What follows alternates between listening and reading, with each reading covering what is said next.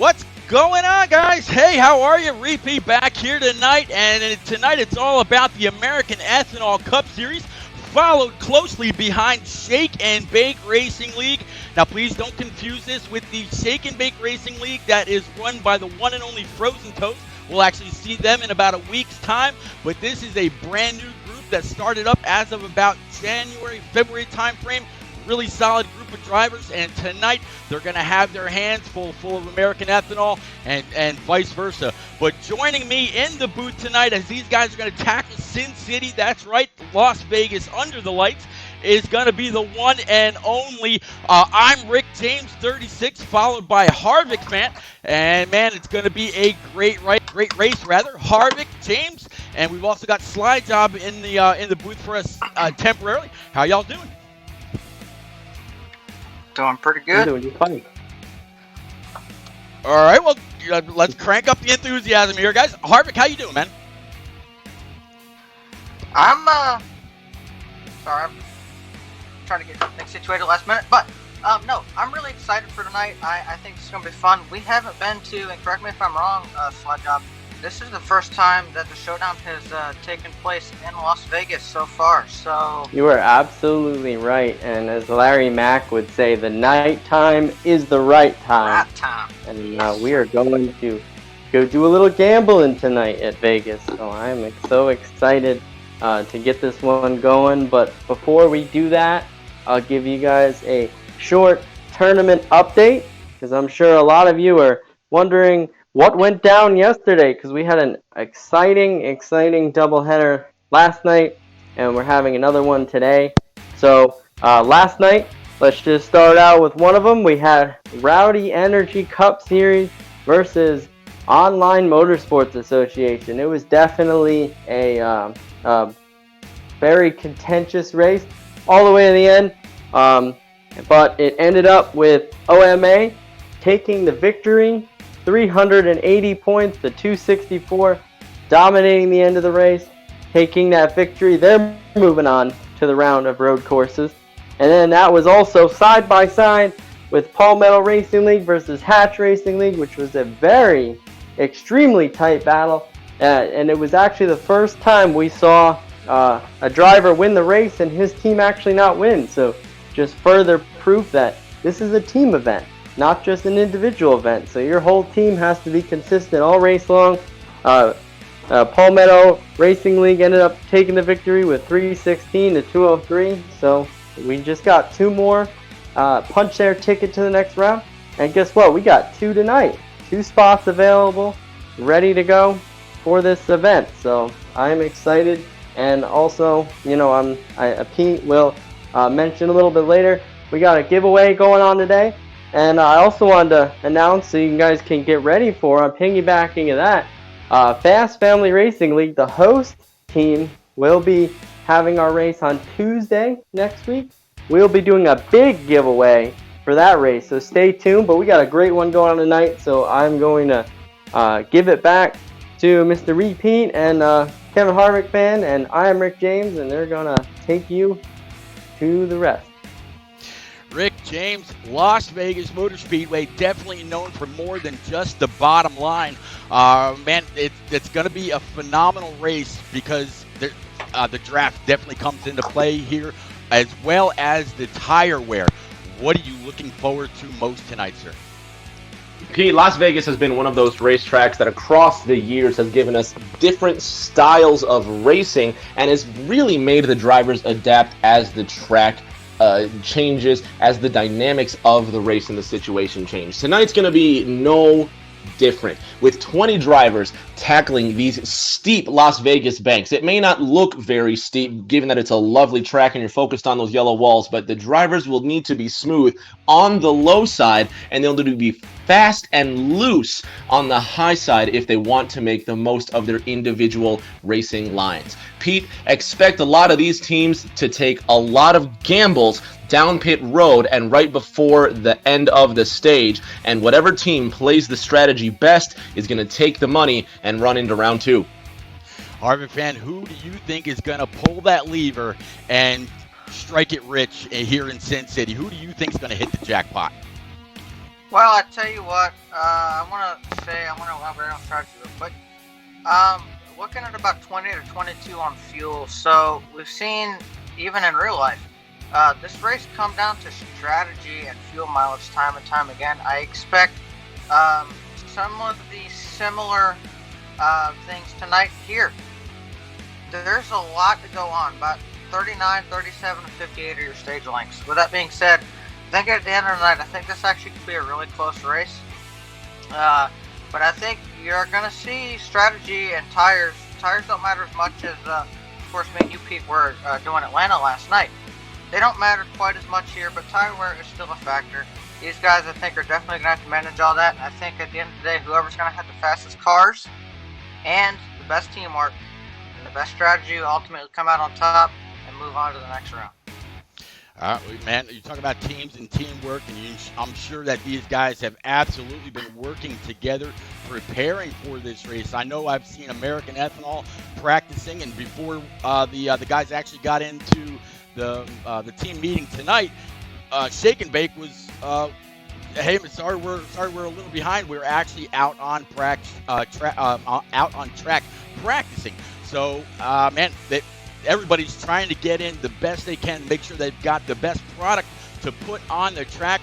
And while we're thinking about that, I'm actually going to go over these bios for these guys, starting off with the American Ethanol. They're pretty proud. It says, grown rapidly in the last 6 months, becoming a league that each driver is happy to be a part of. Our league motto is simple: learn to pass, learn to lead, learn to follow. We have loads of talent that have many connections across the NASCAR heat community. Most of our guys run in many different leagues, but we do our best to hold ourselves to a very high standard. For our inaugural All-Star race, we put together an open invitational to any driver in the heat community who wanted an opportunity to race on a platform. 9 drivers advanced to the main event, and we rewarded those drivers with secret prizes secured through private sponsorships. All in all, without the community, American Ethanol wouldn't exist, and we are proud and excited to take part in this major event that gained respect from all of our peers out on the racetrack. We want to thank everyone involved in this process from top to bottom, and we can't wait to get this tournament started. And with that, Rick James, you want to go over American Ethanol's roster?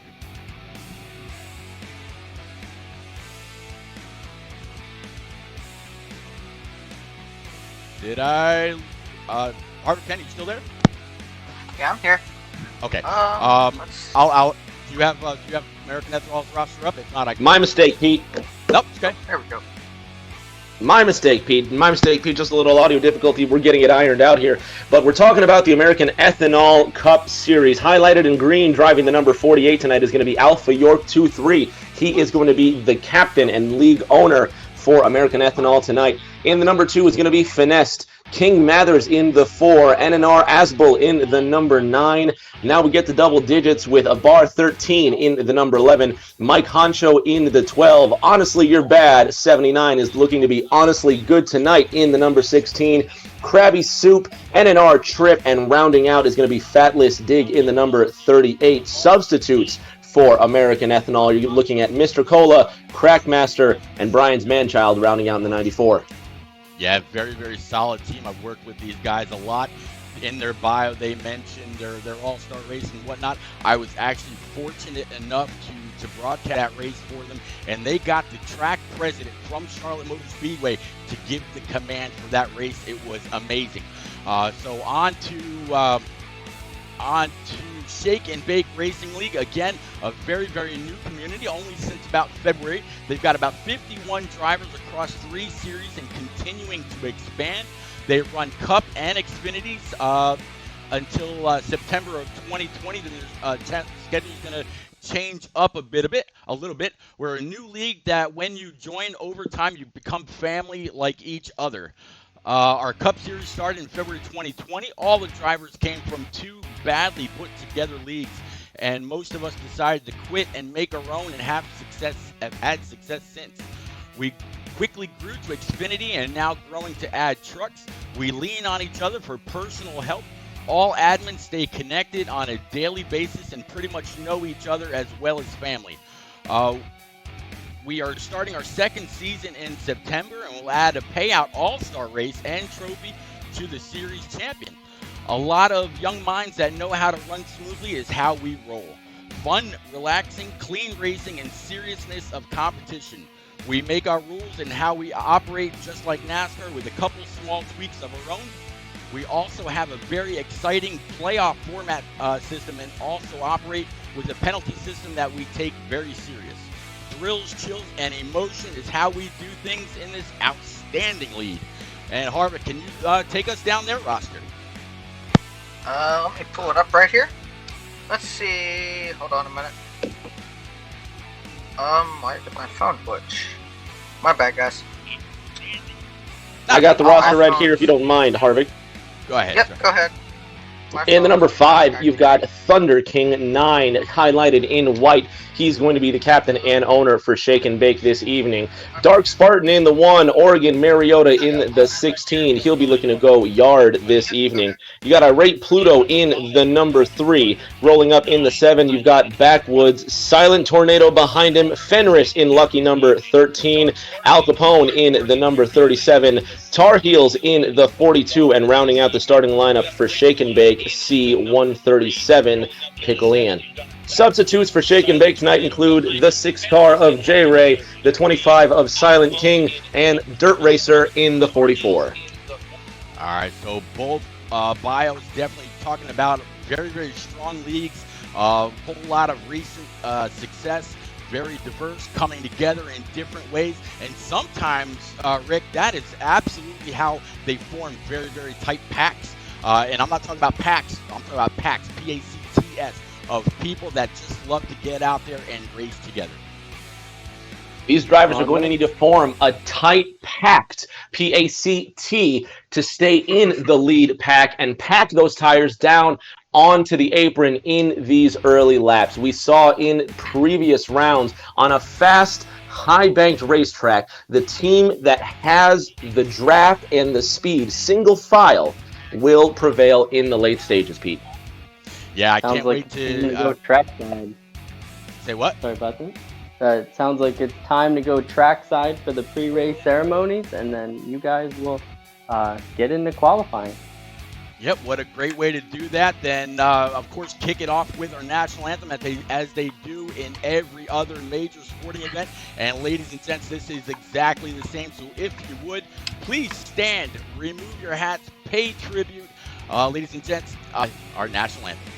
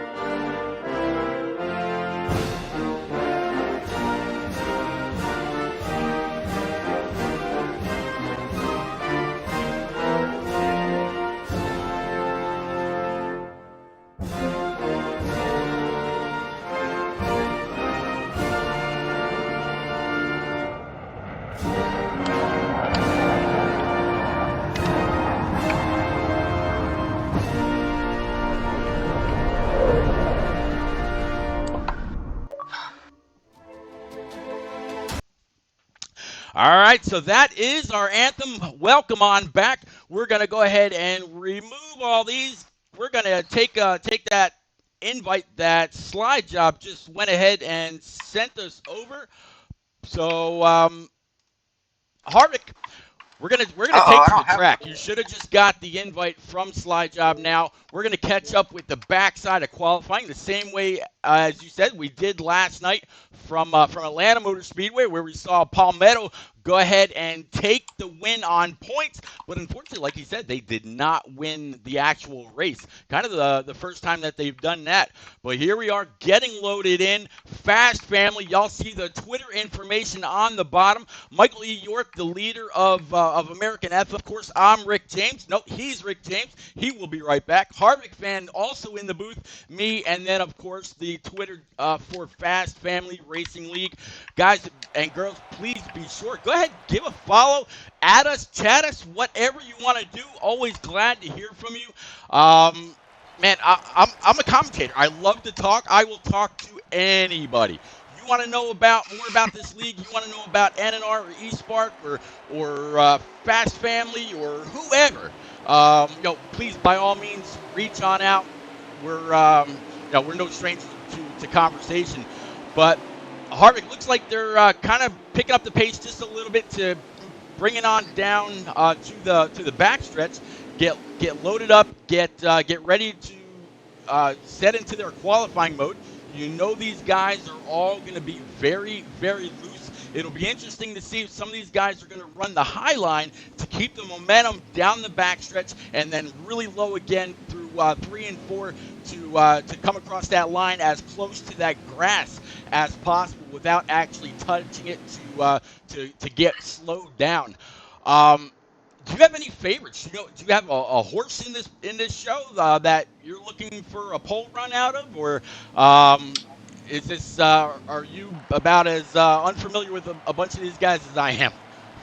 Well, I think I'll say, and I don't know a whole lot about the other league, and that's part of this too. We get to meet and learn about some new people. But I will say, out of the guys I do know in here, and of course Pete, you're familiar with some of these guys too, out of American Ethanol. NNR Asville, I tell you what, this dude's fast. Picked up both the Trucks and Xfinity Championships in NNR this past season, which just wrapped up last week. This dude's fast, really fast. I would watch for him to be pretty quick here. Maybe go for a pole. I don't know though. We'll see. That is definitely a very, very good possibility. Like you said, they just wrapped up that season, and me as the broadcaster for all 3 NNR series, he can absolutely get it done. But we also can't overlook Finesse in American Ethanol. But about a week or 2 back, I was contacted by Thunder King out of the Shake and Bake Racing League, and he asked if I'd be willing to broadcast a little bit of them too, and I wanted to know a little bit more about their league, and NNR hadn't quite finished up yet, and I told him, man, I'd come and watch a race or do whatever, see what they're capable of. I hadn't heard of them. I've heard obviously of Shake and Bake being Frozen Toast's league, but I'd never heard of this Shake and Bake. And what better of a platform to come out on and show what you're made of than during this Fast Family League Showdown? You want to prove yourself, you prove it out here among 41 other racing communities that all want to advance into round 2, which is the road course round, and that starts in about 2 weeks. Something like that, a little bit less. I don't know what to see. I know this round ends probably about next Thursday or Friday. So, and then I guess time will tell from there. Also, can I have an invite? Mr. Slide Job, unfortunately, did not get me one. Yep, I can do that for you right now.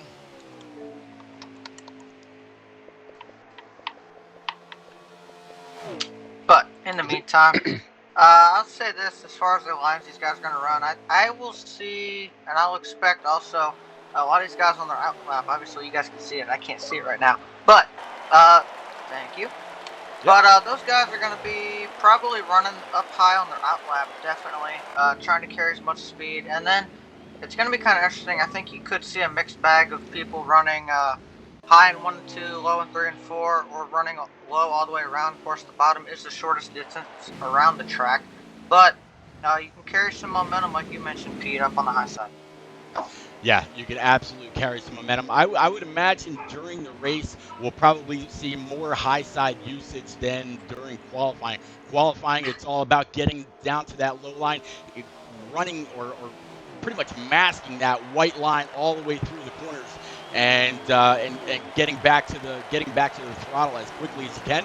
Or are you bold enough to really start on a higher preset and try to go full throttle for that first lap?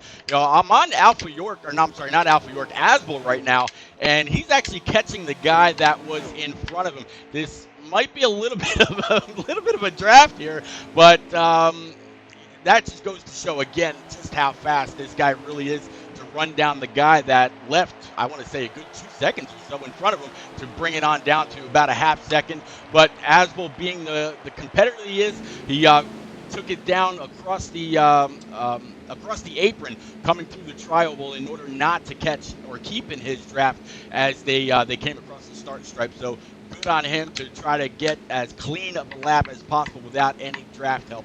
I'm going to try to find somebody back out on track again. Pete, we talked about the 9 at the break and how fast he was going to be during the race. And you already see Asbel is setting the bar insanely high for these competitors tonight. Dark Spartan in the Gear Wrench Camaro, he is now turning his laps around the racetrack. Dark Spartan's going to be racing for Shake and Bake this evening in that good-looking Gear Wrench Camaro. Backwood Outcast in the number 7 Brant Camaro, also racing for Shake and Bake Racing League. Those two guys are going to have to hunt down Asbel like there's no tomorrow. But one trick these drivers are going to have to learn is how to keep on that white line without spinning around. Pete, the apron, when you catch it just right, can turn these cars in the wrong direction and ruin someone's entire night. Oh, yeah, absolutely. We've seen it before in tracks where you have the left side on the apron and the right side on the tracks, and all of a sudden you lose every bit of grip you thought you had, and the car just goes flat around, and there's absolutely no holding on to it whatsoever. Kind of working through, and I'm back with Dark Spartan, and he's actually been about the only one that I've seen so far, and we're still pretty early in qualifying, to actually run that high side around the track, trying to keep up the momentum in the car and see if he's able to stay in the throttle more than those that aren't. And one thing that I'm finding here, Harvick, and I'm glad to see tonight versus last night, where it was a whole debacle or a whole sea of white cars. They are actually running real paint schemes tonight, so we'll be able to differentiate between. And I think I heard something about one team is running normal cars and the other team is running Pro League cars. So that should also help set themselves apart here, Rick.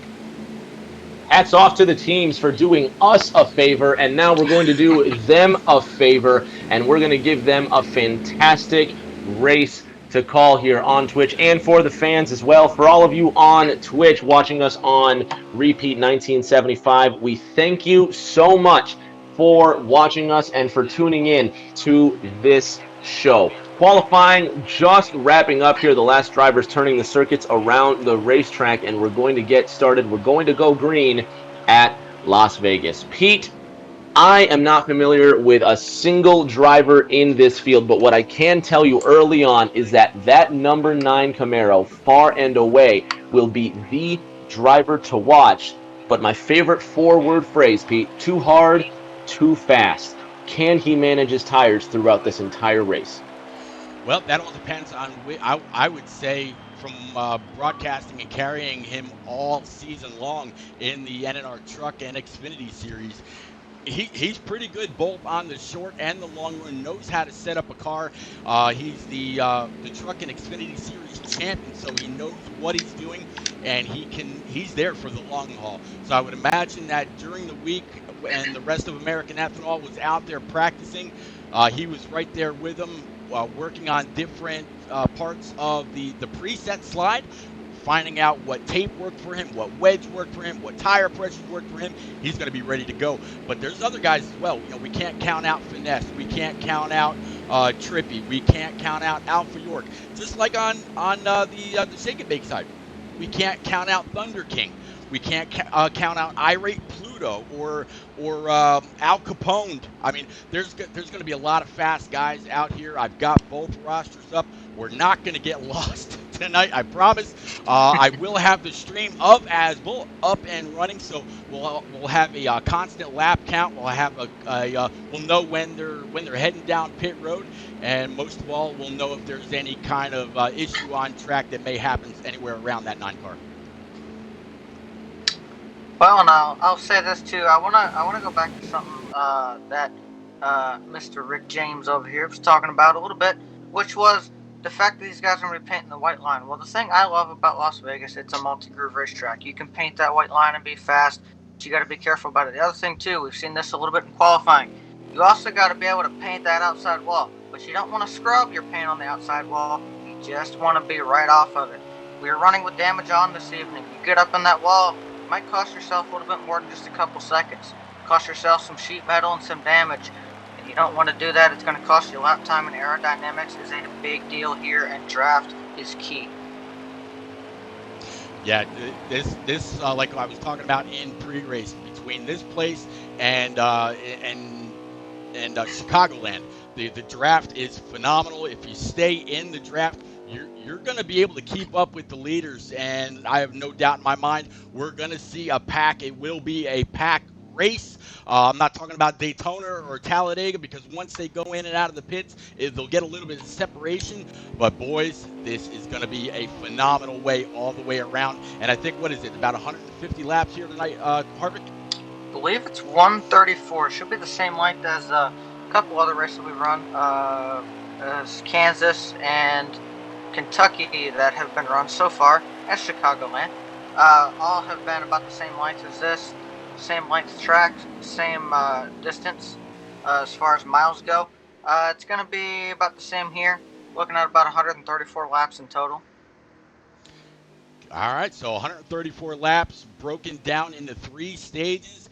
And as you can see across the top of your screen, it says to be the first to correctly pick the top 3 finishers and the eventual winning team before the end of stage 1 for a shot at a $25 Xbox Live card, courtesy of the one and only Fatless Dig. So big thank you to American Ethanol's Fatless Dig for throwing that up there. So everybody out there in chat, be sure to cast your vote for who you think will be your top 3 finishers. They don't have to be in any certain order. They just have to be your top 3. And, of course, you got to have the winning team as well. A whole bunch of different options are clearly out there with 20 guys out there on track, 10 from American Ethanol, 10 from Shake and Bake. And, yeah, $25 right on the line. Something that's not new at all. If you ever catch the NNR streams, the Cup Series does it every single week. But you see Slide Job now, he's completed his laps around to run down that clock. Everybody's going to go back to the lobby, grab those ever important last minute notes and comments from the community admins. And Rick, we're setting up for a great race.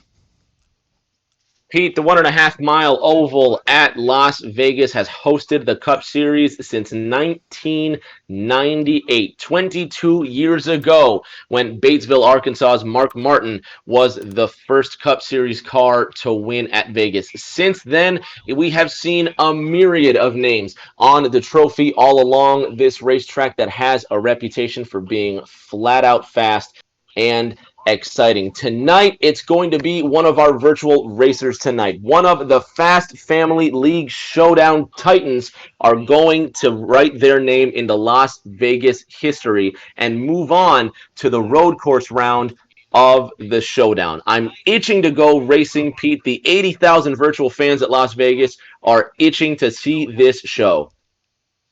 I love your detail, buddy. God, it's going to be I love it, man. Oh, Rick James, thank you very much for coming back to the booth tonight to join me and the one and only Harvick fan. We're getting ready to kick this off right now. They've got the clock paused. Um, man, we're going to find out who's got the pole. We're going to find out who's starting top 5, who's starting top 10. We're going to see the difference in the paint schemes. Again, one team running the Pro League schemes, the other team running the regular race schemes. Two very, very tough teams. Everybody wants to be the one to get to the stage in the infield at the race, dance with the showgirls on the stage. They want to pull that arm on the jackpot lever, and man, we'll have to see who's going to be able to get this done. Just a few moments away from this green flag, Pete. Once again, Asbel, the fastest driver in qualifying, is going to it was Finesse who came away with the first place time there with 30.70 seconds. Second place is going to be Fatless Dig in the 38, and NNR Nasbel third with a time of 30.830. What that means is that American Ethanol has the top 3 spots as we go to green. The drivers are loading, Pete. We're just a few moments away. Yep, just waiting on that ever-important invite from the one and only Slide Job to get us into the race. I don't believe I've got – actually, I take that back. I do have one. He kind of slid that in there on me.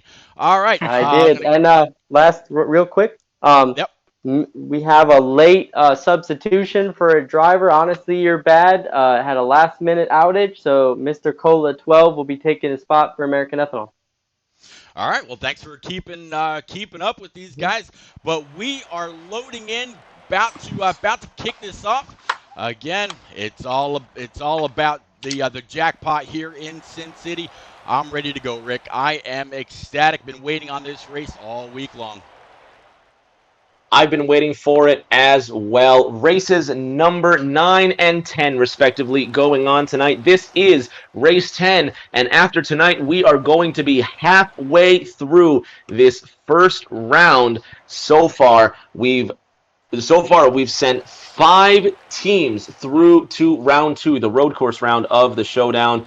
Teams 6 and 7 going through after this one here. So I'm excited. I'm ready to see who moves on next. This is one of the most exciting 1.5-mile ovals that you can see racing on. Pete, the drivers are ready, and the green flag's about to fly. Yeah, green flag is out. Actually, it's going to be the 2 of Finesse.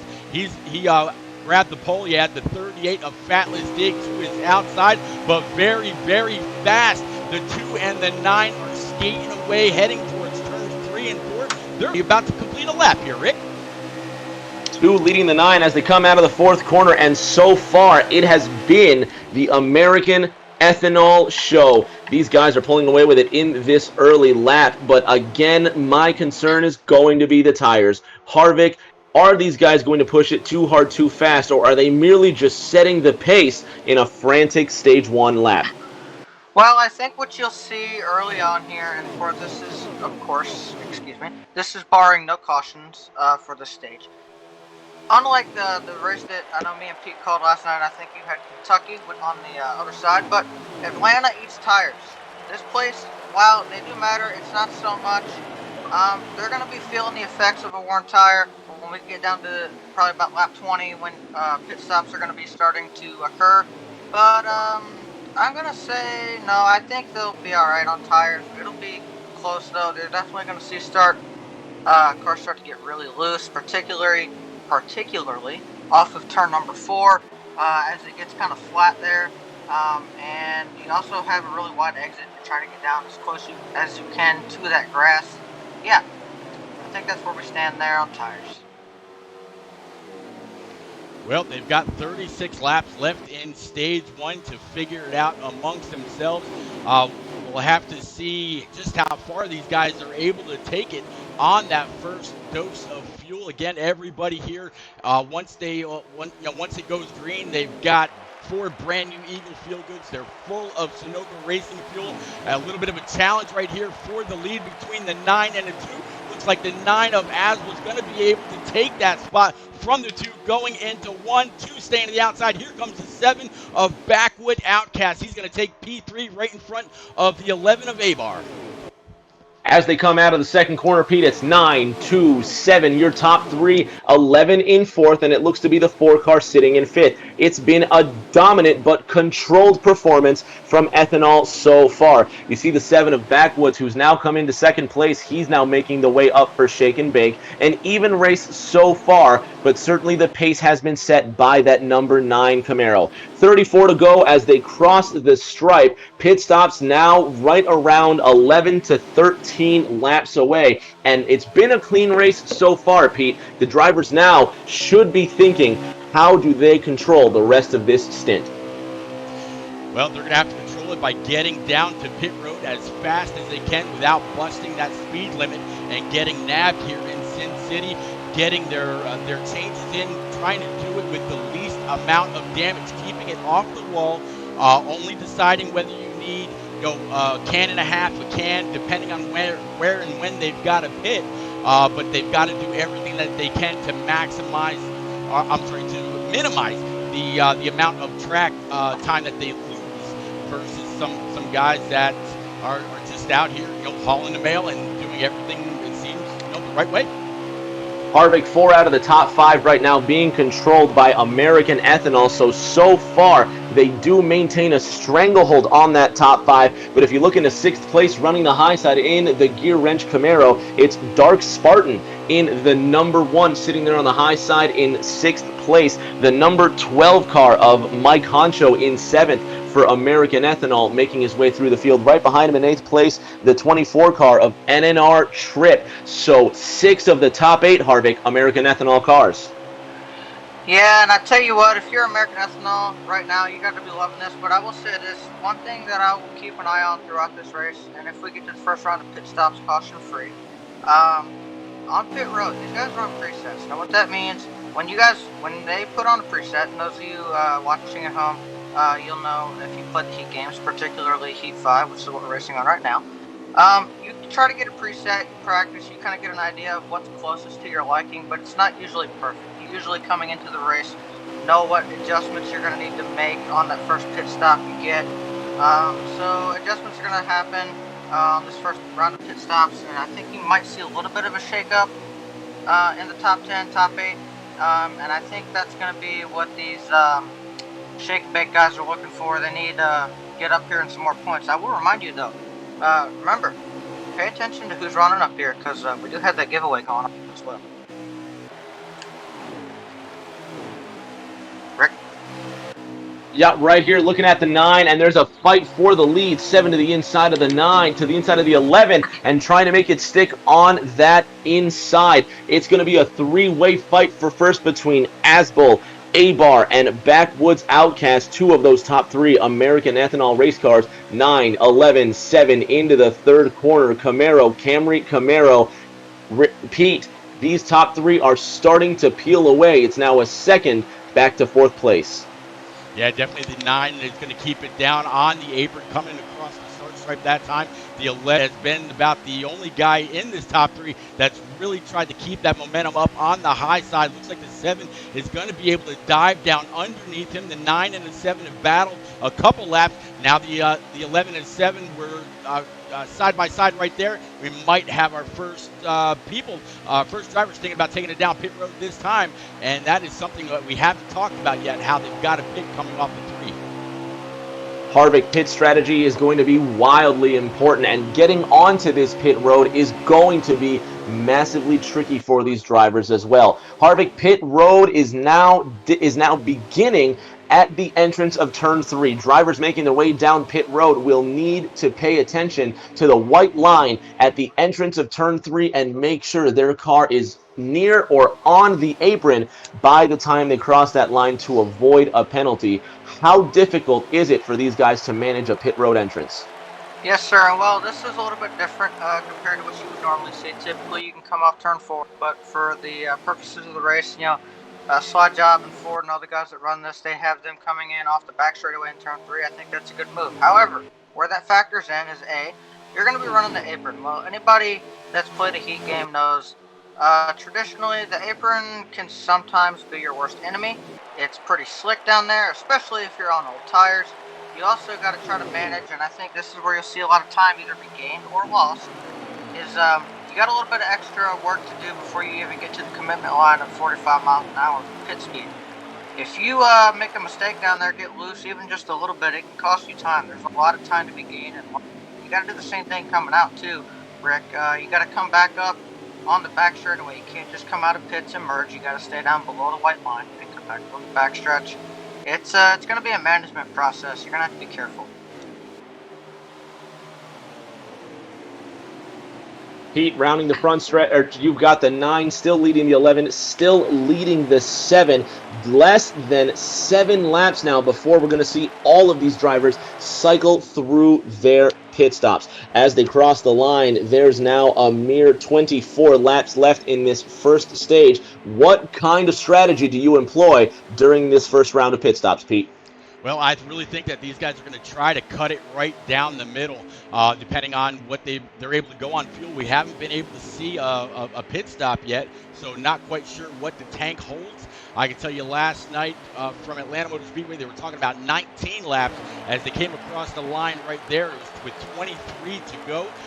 So if they come in now, and the first stage was about, 38 laps, you said, Harvick? 39, sir. 39. Okay, so if they've got 23 to go and they're going to be talking about pitting here pretty soon, I can tell you right now off of Asbel's stream, he's got 2 laps left in the tank, so he's going to have to think about coming down pit road here pretty soon, and I'm going to guess they're going to have to pit one more time, and that's really where they'll have to make the call of either 4 just right sides, and of course just that splash of fuel as we're seeing the 5 of Thunder King, the Shake and Bake Racing League, head down pit road. It looks like it's going to be the first time. Pete, it's about to be blackjack at Las Vegas, coming to 21 laps to go. You saw the 5 coming down pit road, and the floodgates will now open. We've got a couple of takers down. Looks like one driver nearly spilled on his way in. That's NNR Tripp in the number 24 Exalta Camaro. Look at the damage on the front end of him. He's going to spend some time in pit road getting that repaired. Coming up out of the 4th corner, he's going to go right past the entrance, and I don't know what's wrong with the 24, Pete, but already these drivers facing some difficulties. Tripp racing for American Ethanol, and this could be a turning point in the stage. Absolutely, and not only because of that, but I saw before have a little bit of contact with another driver, and he went spinning into the inside wall. I'm guessing... Yep, looks like the 9 is slowing down. Here comes that caution. So caution is out. The guys that have been on pit road will now be a lap down, and let's get out before these guys make it all the way back around. It's a tricky situation, Pete. The fortune is not with our pitters here. So far, it's a spot of bad luck at Vegas, but these drivers are going to have to either make their way up through racing or catch a lucky dog, and those lucky dogs are going to be far and few between. This is the first yellow of the race, and it could not have come a moment sooner. The 9 car has nothing left in the tank, and he would have pitted this time by. Strategy favors the 9 and the 11 and the 7. So far, those 3 have just pulled away from the rest of the field. This is the chance, Pete, for these drivers to make the necessary adjustments to run with the leaders. While we're here, let's give a shout out to Frozen Toes, Boehner, Combat Beast, and all the fans that are in the Twitch chat. Thank you for coming. Tell your friends and tell your family. We're going to restart stage 1 with less than 20 laps to go. Should be about 17 to go when we take the green flag. Harvick, with 17 laps left in the stage, you'll make it on tires. You just might make it on fuel. Is it a good strategy to go as hard as you can in the second half of this first stage? Well, yes, it is, because at the end of the day, come out, and I'll touch on this in a second, but if you're on the lead lap right now, you come down the road, you take your 4, and a lot of those lead lap guys haven't pitted yet, so they're going to make some adjustments right here as well to their cars. And yeah, you can go full from here, get about 20 to 22 on fuel, probably a little bit closer to 20. Tires, I don't think that'll be a concern. However, if you're one of those guys that got lapped there during that sequence of pit stops, which you're going to want to do right here, as all the lead lap cars came down, I believe, you're going to want to take the wave around if you're not the free pass and get yourself back on the lead lap. You should be good on fuel. Some of those guys pitted a little bit earlier than I expected, like the 5. But you can use this caution and kind of ride around the 4th gear and save a little. You should be able to make it to the end. Definitely want to get yourself back on the lead lap right here if you can. Rick? Getting on the lead lap is going to be mighty important, Pete. As they're coming out of pit road, you might be asking yourself, who is leading this?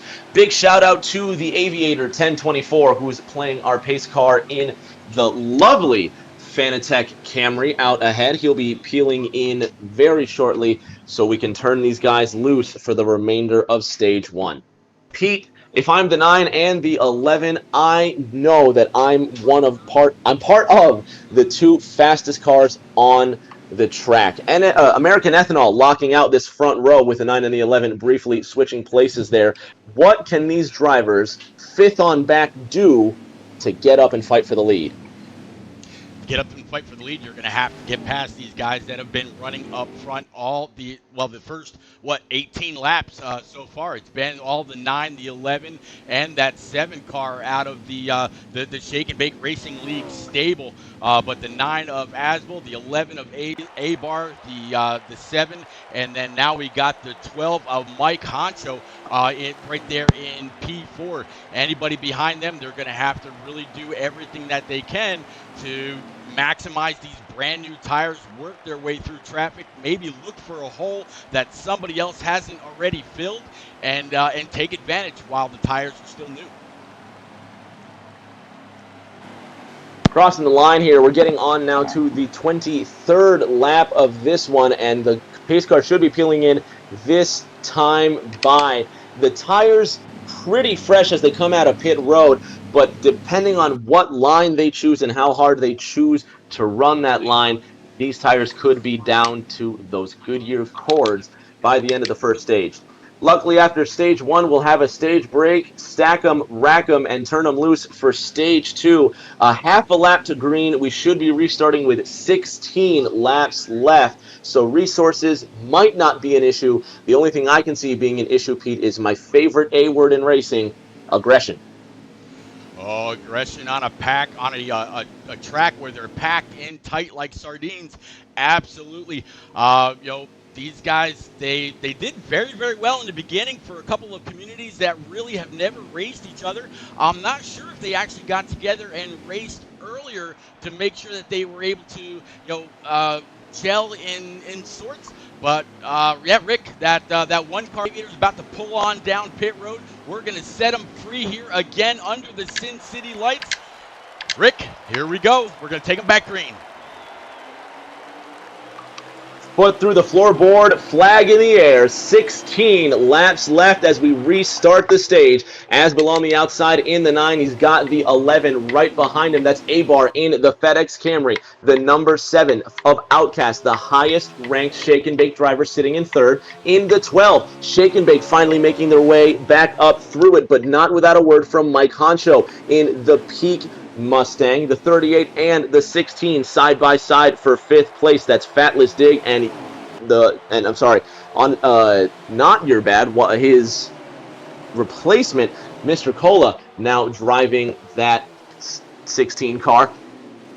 Pete, they're getting single file out of the second corner, and it looks like the fight for first is starting to heat up. Contact out of the second corner between the 3 and 2 at the front, still being controlled. Yep, still being controlled by that 9 with the 11 of A-Bar right there in second. Then we've got the 7 of Backwoods Outcast. He has been right there with these leaders all night long.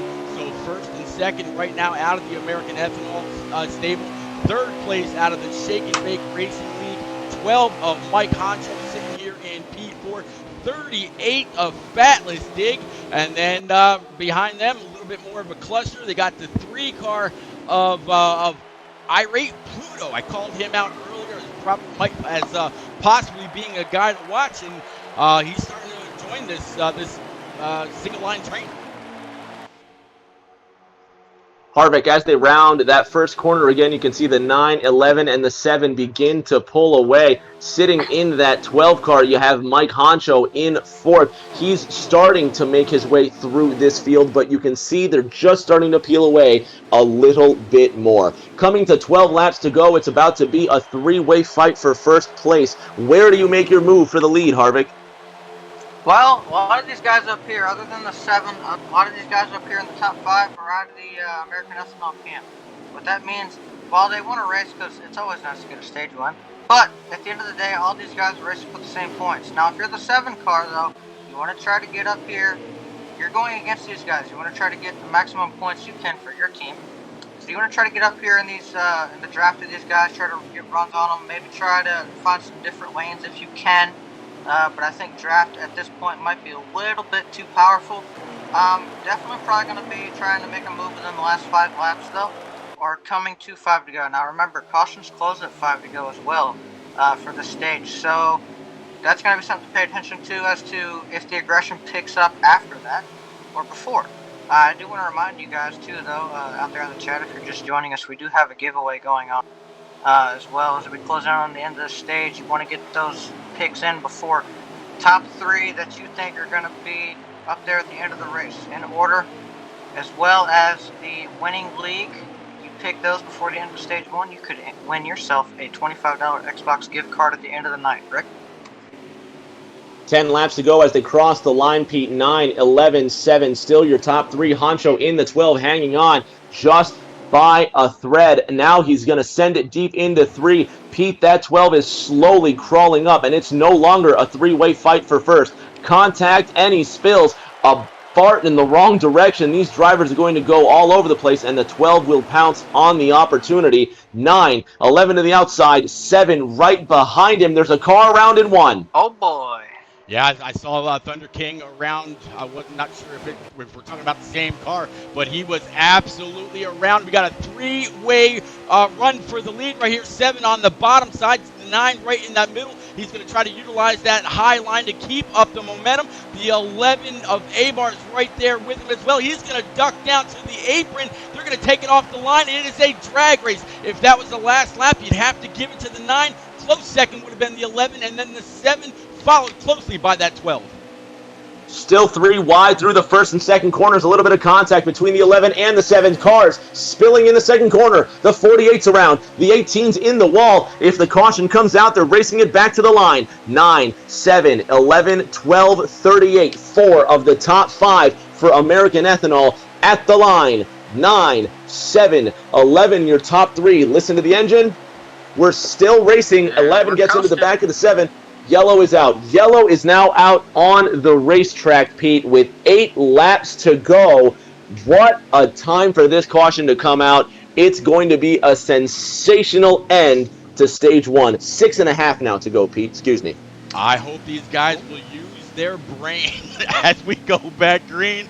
We don't want to see a bunch of wrecked up race cars that they've got to deal with for the rest of stage 2 and stage 3 once we get there. But guys, as Harvick fan just said, we are now within 5 or just about 5 laps before we're closing down the votes. So please make sure you got who you think will be your top 3 finishers, as well as the community that's going to come across the line in first place. Winning it all tonight. So pick your top 3 drivers and which community you think is going to get it done. That's where we're gonna shut it down after that. Well, and, 6 laps to go as they're crossing that line. Harvick, 9 leading the 7, leading the 11. Do you take 2 tires with worn left sides already? Is it a smart idea to go for 2 tires and try and win this stage? That's a tough decision. If I'm a crew chief right now, I'm going insane on this pit box because I don't know. If you're towards the back of the lead lap and you pitted right there, what you're going to want to do is you're going to want to take 4 tires no matter what.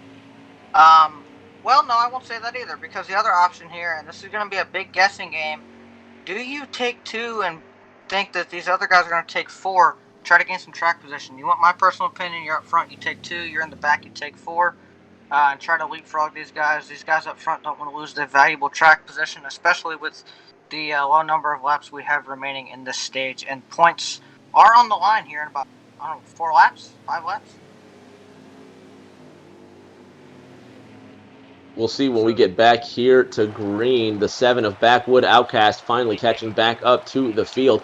We'll see if these back markers decide to come down pit road, and they don't, so they'll be looking to get laps back as the pace car picks up the competition. There you see the 5 peeling away, and at the point, new leader in the 16. You're looking at Oregon Mariota driving the Spin Mustang. The number 7 of Backwoods in that Brandt Camaro sitting in second.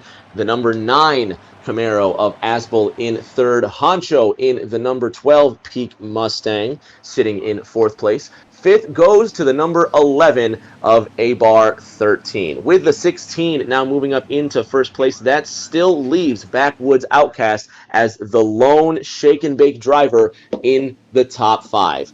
Pete, it looks like the field has been collected for the most part. We could be going back to green with 4 to go in the stage.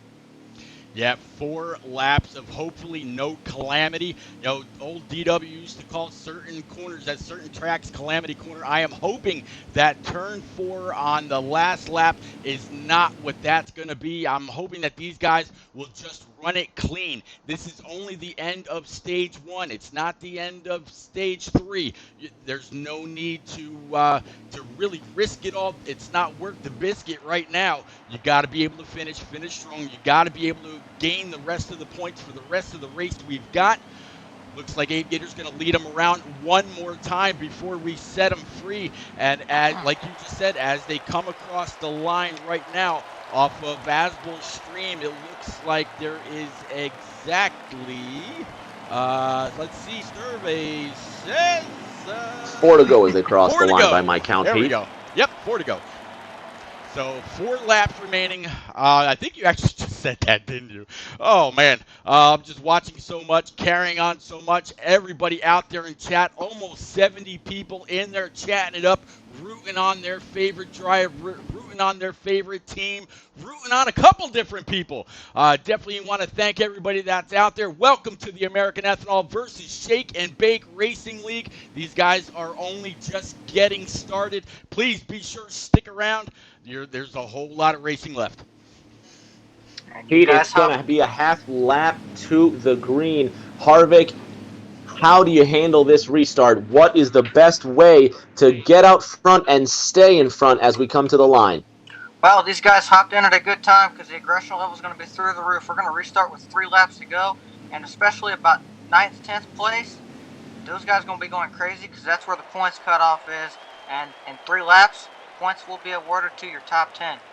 Especially these guys out of the Shake and Bake League, they need those points right now because this race has been pretty well dominated by mostly American Ethanol with a couple Shake and Bake guys up in the top 5, top 6. Well, talk about those Shake and Bake guys. Restart. Yep. Go ahead, Pete. Yep. Big restart by the 16 as they cross the line. Now 3 laps to go. 16 leading the 7 down into 1.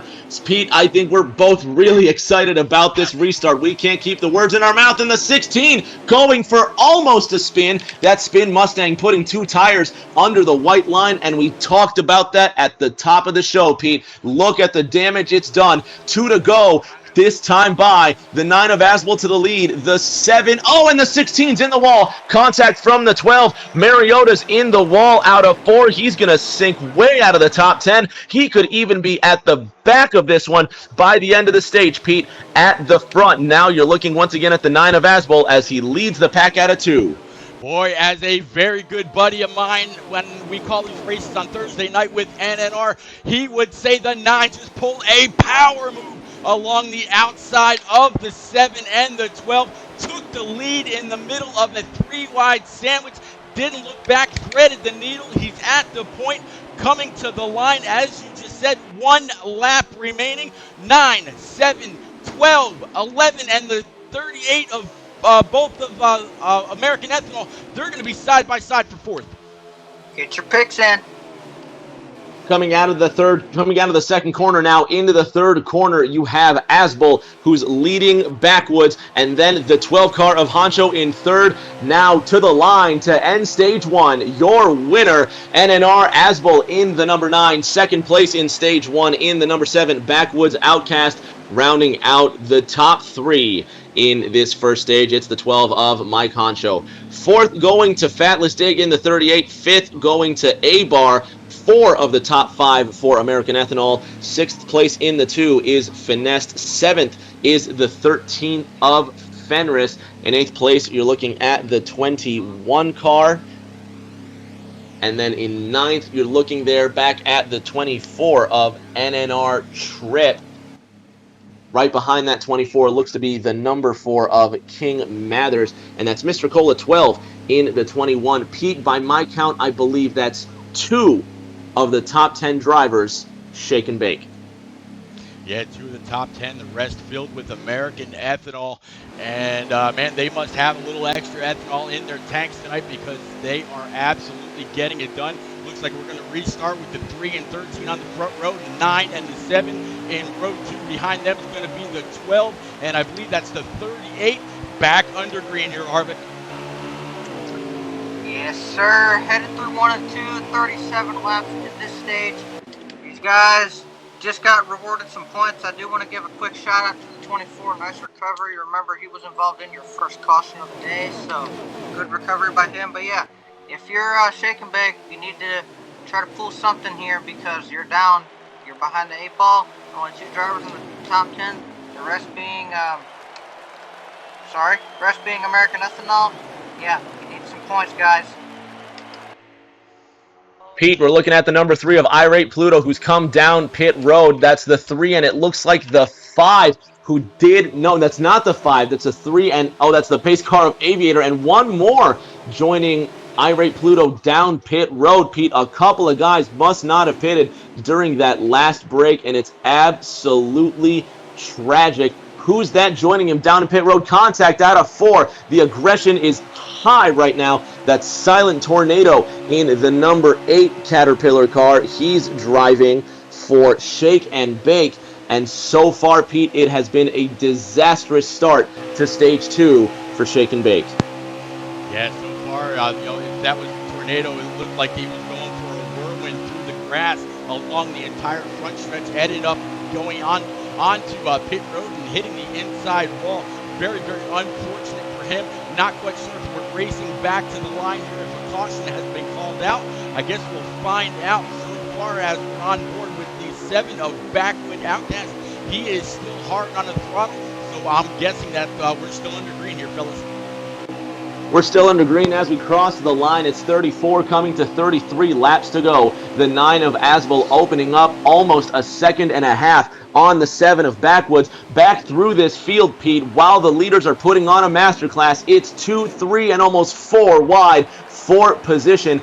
10 cars within a few tenths of each other. 34 laps to go here at Vegas, and the aggression is there's contact there. The 42 and the 48 making contact. The 48's around in the second corner, flipping through the air on the apron of turn 2. Yellow flag has to come out now. NNR Asbel with a fantastic lead so far, ahead of the 7, ahead of the 12, and Outcast right now carrying the standard for Shake and Bake, but certainly Shake and Bake needs to step up their performance in this second stage.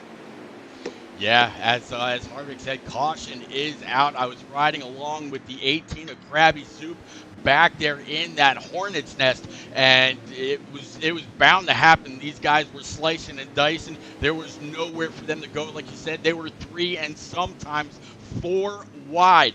So when you're swerving like Irvin, man, you're going to make contact with somebody. But it looks like the one car of the Aviator's gone ahead and collected the 9, the 7, and the 12. We're going to slow. They're all slowed up, getting caught back up. Aviators should be able to pace them around. No, pit road is open this time here, Arvid. What are you seeing out of these guys? Do they all take full fuel? Will they take just what they need to get to halfway and maybe shorten up their stop at this point? Well, I think if you're down pit road right here, you definitely go ahead and take everything because why not? You had the opportunity. You're not really going to lose too much time. Just get 4 fuel goods and fill it up with fuel. Now, what this is going to do, depending on how many laps are left when we go back green, I believe that caution came out with 33 or 32 to go. If you take full fuel right here, you get about 20 on fuel. It's going to put you at about 12 or 13 to go, roughly, when you had to make your next stop. We'll still have to pit one more time. But on that last stop, you then have the option to take not nearly as much fuel as you would have to, probably about a can to a can and a half, as well as maybe 2 tires if your left sides aren't doing too badly. Leaving pit road, Harvick, you see the 7 ahead of the 9, ahead of the 4. Outcast, who's carrying all of the load for Shake and Bake right now. He's going to get ahead out of this one, and he should be our leader when we come back to the green flag. Some notable position changes there. The 11 of A-Bar, he must have been fixing some damage on pit road. He's going to be restarting far at the back of this one after having a very successful first stage. You're looking at the 1 car. No, I'm sorry, that's the 5 car now. I don't know if the 5 car is just waiting to get his lap back. That's the 5 of Thunder King 9, who is the captain for Shake and Bake right now. He's patiently waiting behind the pace car driver.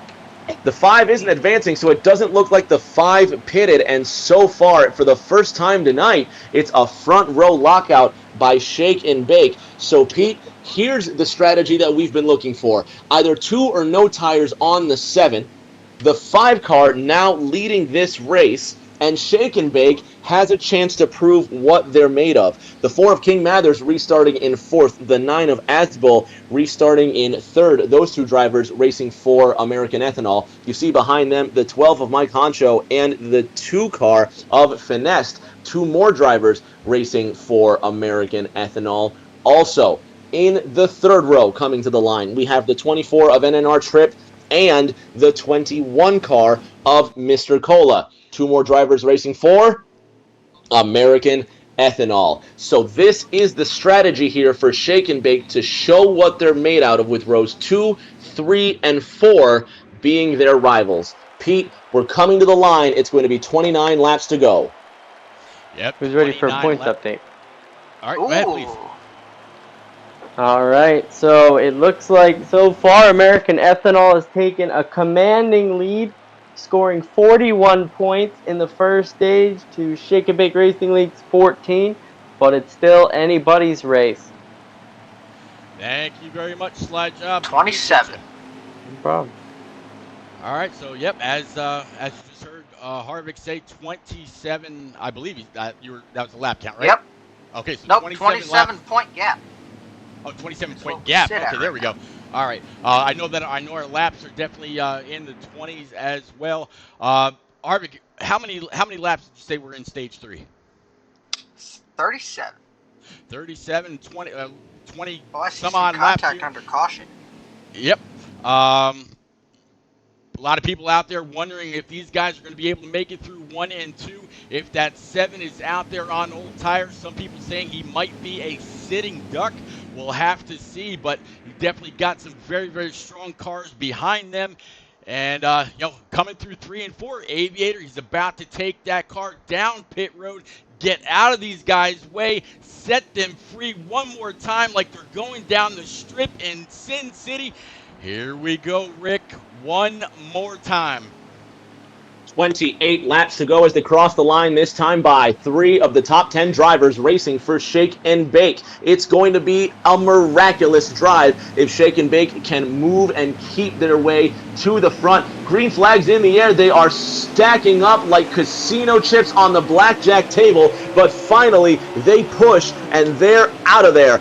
At the front of this one, you're seeing the 5 leading the 7, both a couple of cars for Shake and Bake. That's Thunder King, the team captain. The 7 getting right underneath him, shoving the captain out of the way. 5 to the inside, squarely out of the second corner. 3 wide for first place out of the third corner. On the high side, he's taking the lead and he's running with it. It's the number 2 of Finesse for American Ethanol. What a move on the high side. 27 laps to go at Vegas, Pete. And there's going to be a big break down the front stretch. The 5's around, the 1's around, the 24's in the air, the 8 car sliding through. Multiple shake and bake cars involved in that one. And as quickly as it started, Pete, it has ended. Shake and Bake now losing multiple positions after that calamity down the front stretch. They're going to race to 26 laps left in stage 2, Pete. What a crash, and that could be it. Yeah, that was phenomenal. I was on board with the 2-car of Finesse the entire time. Once the guys on the inside made just a little bit of door contact with each other, he stayed in the gas the entire time, rode the high line all the way around like he shot out of a cannon, kept it moving all the way to the lead, pulled American Ethanol up top with the 21 of Mr. Cola right behind him, and then of course the 9 of Asbel. Though I look at the 9 of Asbel right now, it looks like he's got a little bit of damage on that hood. Let's see if we can get a better glimpse. Yeah, that hood is not in the best shape right now. Might be bad news for Asbel. Harvick, we're looking at these drivers with some damage. You see the 9's going to have to spend some time coming down pit road. And a shout out to Max Snipes in the chat. Cautions do indeed breed cautions. Only the 7 car staying out so far. We'll see if anybody else joins the Lonely Brant Camaro on the high side of the racetrack. Meanwhile, it looks like 18 of 20 cars decide to come down pit road, possibly 4 Goodyear tires and a tank full of Sunoco racing fuel. They stacked up on that last restart, Pete, and this time expect the same with the 7 out front. It worked for Shake and Bake. It was a great restart, but the A word, Harvick, aggression, reared its ugly head and caused that 6-car wreck on the front stretch. What will the drivers need to do to maintain clean driving on this next restart? Well, it's going to be interesting. So now the 7's going to be out on old tires, assuming he doesn't decide to maybe come down pit road and go back. But looks like he'll, I would assume, be on the racetrack still. We just saw his teammate do that in the 5, and we saw how that ended. He ended up falling with a lot of damage. So, I don't know, this could be costly. Now, the thing is, though, he pitted under the last caution. We only ran about 2 laps right there. Should be going green. 25 to go as of right now. Coming to 24. I'm going to estimate we'll go green with about 22 laps to go, roughly. So, I don't know, because it's going to depend on, I guess, how the 7 launches as far as keeping himself clean. And these guys behind, you saw Asbel been up here all day. He just got some damage. Quite a few other guys got some damage. We saw the 24 who had trouble in stage 1. He was involved in that crash. So, trying to keep these guys clean, trying to keep your car clean, especially if you're these American Ethanol guys, you got a nice lead, 27 points. That's a pretty big gap in one stage. They want to try to lengthen that here at stage 2. Keep yourselves clean, just kind of work together, get in single file, and just try not to let any of these shake and bake guys get around you. Would be my strategy. Well, Rick, we're on board right now with the Aviator pace in this field of 20 cars. Not sure if we've got any permanent retirees. Heard you talk about somebody down on pit road a little bit earlier, but man, these guys, we're gonna have 20 laps to go, stage 2, and Shake and Bake knows that they've got to make up some serious points. Some people out there in chat, not sure if it's true or not, said that they kind of brake checked a couple of the American Ethanol guys that were right behind them. I'm glad that we've got admins and spotters out there in the race, kind of keeping an eye on things as they unfold. They'll be able to see exactly what happened. But here we go, back under green. Green flag back in the air, the 7 car leading us to the field. And look at the front. You're looking at 7, 13, 38 now, your top 3. New leader, car number 7. followed by the 13 of Fenris. That's the 38 of Fatless Dig. Once again, the top 2 spots taken by Shake and Bake. This could be the comeback moment for Shake and Bake, Pete. Through the 3rd corner, it's the 7 who's now going to lead the field down to the line. Fenris on the high side. It's the 38 of Dig to his inside. 2-way fight for 2nd place. The 38's going to have the line across the line and into the 1st corner. 15 laps down, 16 laps underway, and so far the 7 is starting to open up a bit of a lead, Pete. Yeah, 7's starting to open up a little bit of a lead. This is the first time we've seen that 7 out in clean air. Oh, hard contact behind 21, hard into the inside wall. Not quite sure who he got sent there by, but that was a phenomenal contact. But like I was saying, this is the first time that 7 has been out in clean air. Not quite sure what he's got under the hood. This will definitely be a great test to see what he's got. Looks like we're back under caution again. Guys are blowing it up, going through 1 and 2. Back under caution, and the A word is starting to dominate this race, Pete. Aggression, aggression, aggression. Let's talk about another bad word, Pete. The C word, complacency. This could be a turning point for Shake and Bake because they are starting to gain traction and starting to gain some positions. You saw the 21 of Cola Boy take a spill down the backstretch, and that not only could hurt the car and cause them to lose positions, but it could hurt morale, it could hurt pride. Can you speak to the mental capacity these drivers have to maintain, the clarity they need to maintain so the red mist doesn't descend and they continue to do their job they were sent here to do? Yeah, absolutely. They got it done in stage 1. They need to remember that they've got a bunch of fast cars out there. I mean, Shake and Bake, they're up front. They've got they've got the position that they need. They've got the air. They've got the track position. They know what they have right now. The people in a little bit further back, the 2nd row, 3rd row, 4th row, by the time we get to these restarts, they're going to want to take advantage of all of their fresh equipment. Get those spots. Keep it moving. Keep it motivated. Keep it green. Keep the cars damage free, so you're not spending multiple extra seconds down pit road having to pull the hood out of your windshield. There's so much that these guys got to do. Don't get complacent. Keep the racing going. Hit your lines. Hit your marks. Hit your brake and gas points if you're using brake at all, and really just keep it steady. Keep it pointed in the right direction all the way around. Harvick, Pete brought up some great points about keeping it green and clean throughout the race. The drivers are going to need to keep that aggression in check. One thing they're also going to have to keep is a smooth line. How important is it for these drivers to get a green flag run so they can spread out and turn some fast laps in the end of stage 2?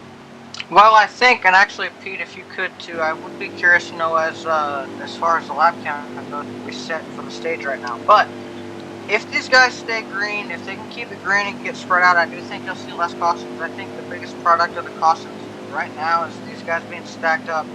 And guys, really, they know if this keeps going on, this stage is going to run up pretty quickly, and it won't be because of on-track racing. It'll be because you're pacing around a lot. If you want to gain points, the best way to do that is to run green flag laps instead of caution laps. And gain positions under the green flag, not under caution, though. I tell you what, though, if we keep getting these cautions, pit strategy could get interesting also. As for right now, these guys need to stay calm, get a couple laps in. I think after about 2 laps, you'll see these guys probably spread out a little bit more, and we might be able to get a decent green flag running. Well, you asked about for the first time in. Go ahead, Rick. Sorry, Pete. For the first time in 2 restarts, you see a split front row between Shake and Bake and American Ethanol. It's gonna be a great ride in the end of this stage. Absolutely. And you know what, Rick, as I was going through the cars trying to get back up to the front, I saw more hoods crumpled up in their face, barely able to see over the wheel. Then I did see cars that were still clean and green and ready to go. But 42's control car, he's going to take us back under green. 18 laps remaining, 42 out front, 9 to the outside, 7 and a 38. That's going to be your top 4 heading back down into turn 1, Rick. 42.9.7 through that second corner with the Matt Kenseth Credit One Chevrolet to the outside. It's the number 9 Napa Camaro of Asbel back at the front. Here's your new leader in the number 7 to the inside. It's Backwoods Outcast, the 38 of Fatless Diggin' fourth in the number 2. You're looking at Finesse rounding out the top 5. The 4 car of King Mathers in 6th. In 7th, the Mike Honcho in the number 12, and a gaggle of cars in a mess, 8th on back. So far, the top 10 being dominated by American Ethanol, and they're starting to use the high side. Look at the run out of 2, 7 to the inside, side by side for the lead, Pete. Yep, 7 to the inside of the 9. I don't think the 9 really had much of a choice. I think that car is just a little tight. It looks like he might have got some of that damage squared away, but off the high side, and it's going to be a drag race to the line. If this was the end right there, the 9 would have had it way a nail biter. We'll have to see, though. 7's hanging strong on the inside here, Harvick. Yes, sir, and I tell you what, as we stand right now, these guys, the 7, as we've pointed out today, has really been kind of the leader of his team. He's kind of carried. These other guys, as we close in, should be at 16 or coming to 16 to go right here. Fuel is no longer in question if this goes green. That's out of the question with that last caution. We restarted with 18 to go. You get about 20 on fuel, and you don't really use a whole lot under pace if you manage your speed right and run the right gear. That won't be a concern anymore, so now these guys are going to have to get up on the wheel, elbows out, and race. Race for it. Try to get those points, especially these shake and bake guys. Once again, they're a little bit behind the 8 ball right now. They need to throw out the right-handed cars and see what they can come up with here in the second stage.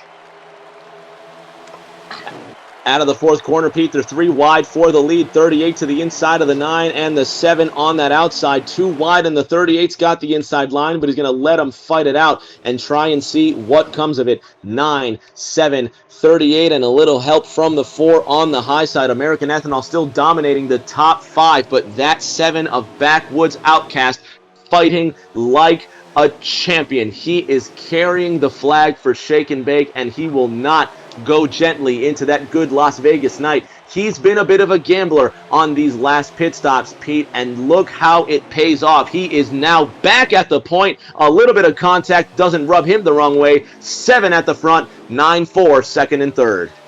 Yeah, 9 and the 7. 9's trying a little bit of a side draft now and then. Talking about just a little bit of contact, not too bad. 9 down low, 7 now down low. The 7 has been keeping that high side moving for that Brandt machine all the way up top, keeping the RPM up, but unable to completely make the pass as he's surrounded by American Ethanol Fords and Chevrolets. 9 back to the point. Now it's the 7 and the 4 in P3. Looks like the 38 and the 11 a little bit further back. Last car I can see right there is still the 21, all American Ethanol.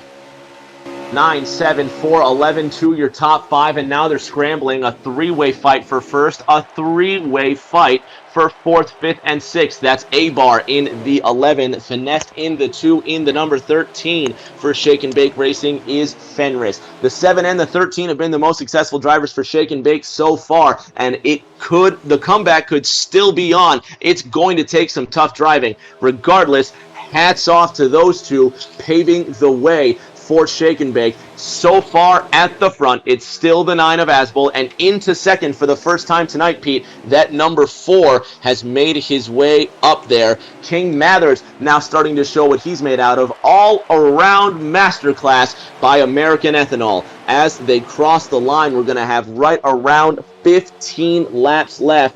Pete, tires are going to come into play as the stage winds down. Yeah, we're actually a little bit further along than that even, Rick. We've got 10 to go, excuse me. Yep, 10 laps remaining at the line right there. Still, this 7 will not be shut out. He knows that he is outnumbered 6-1, but he is not going to give up. 9's going to come on down and slam that door shut, denying the 7 the inside of his quarter panel. 9's going to have a very, very low entry, so that should give Yellow's the out. 4 of King Mathers a great run on the outside with the 2 of Finesse right there with him. And it looks like we are back under caution here, fellas. Under 10 to go. Caution out. 9 to go as they cross the line. that last time. It'll be 8 laps to go this time by. Expect pit stops by some, but not all. Harvick, if you're sitting in the front and you're as fast as the 9 and the 7, do you dare come down pit road? Well, I want to take you back a little bit to just before 20 to go in this stage. We got a caution, then we got a lot more. Now, I actually think this will probably end up being the last caution for the stage, as caution's closed with 5 to go. See a little bit of contact under caution. That's not what you want to be doing, because you're going to damage your car. And you have to spend more time on pit roads. So if you just did that, yeah, you're going to be on pit road here also. But I think if you're in the lead pack, I think you come down right here. But then I think you'll see a mixture of 2 and 4 tires. I think there could be a couple different ways to play this. I think if you're up front, you probably try to take 2, maybe 4 though. And then if you're in the back, you definitely take 4. It's going to depend on what these guys' left sides are looking at, which they have access to that information. I'll have to make that call on their own. But it's going to depend on all the things. I would also say if anybody's a lap down right here, they're going to try to get that back.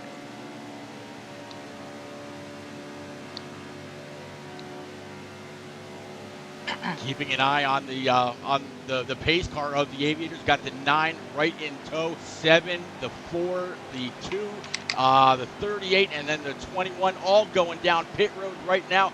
A little bit of bumper-to-bumper contact pulling in, a little bit of rubbernecking, but they should be able to get in. Hopefully no speeding penalties with that incidental, or hopefully incidental contact.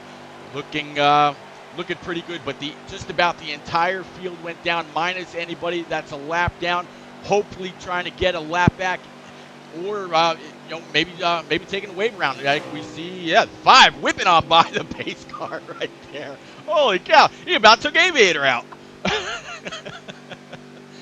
Pete, I was just going to say the 5 didn't come down pit road. He is one of the 20 drivers that didn't come. We'll see if he decides to come down this time by as he gets that wave around. Remember, he did not pit during the last stop, or if he did, he took a very limited amount of tires. He's coming around, and he looks to be avoiding pit road.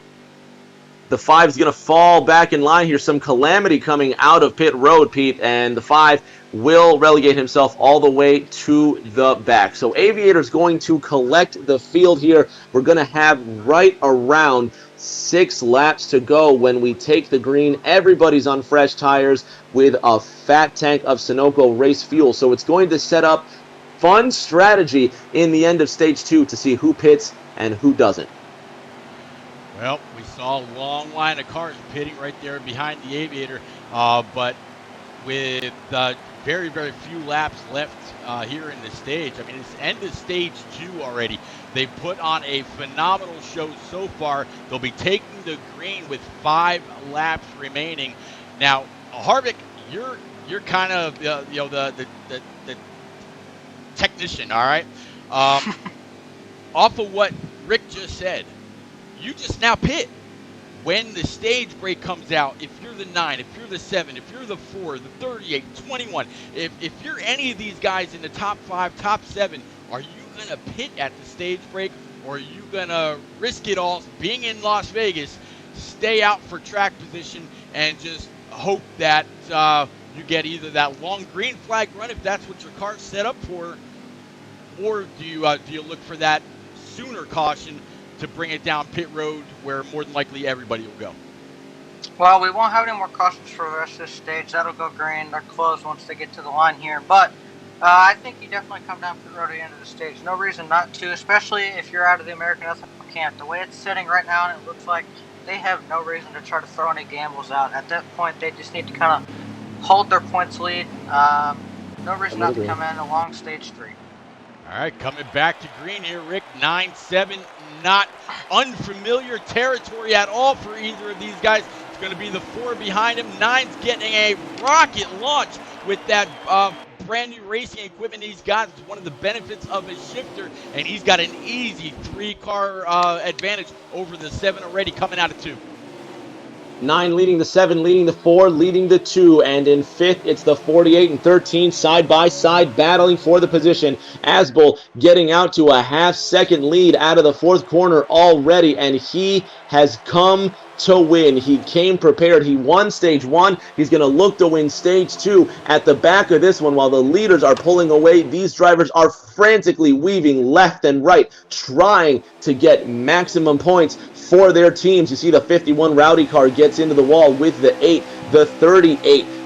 Out the back there, that's the lowest Dig has been ranked in the race so far. He'll be looking to come back to this one. 5 is slow on the apron out of the second corner. Thunder King, the captain for Shake and Bake, slow out of 2. Out of 4, 9 is now leading the 4 car, and both of those drivers racing for American Ethanol. Pete, barring a late race caution or a slip-up, this is going to be Asbel's stage. Watch him. He stays off that apron, and he gets a great run out of 2. Yeah, great run out of 2. I'm actually riding along with the 11 of A-Bar right now on that low line underneath the 13, right behind the 48. Bit of lag out of that 13, kind of rubber banding back and forth. Nobody behind him, thankfully. Everybody sees what's happening here, just giving him plenty of room.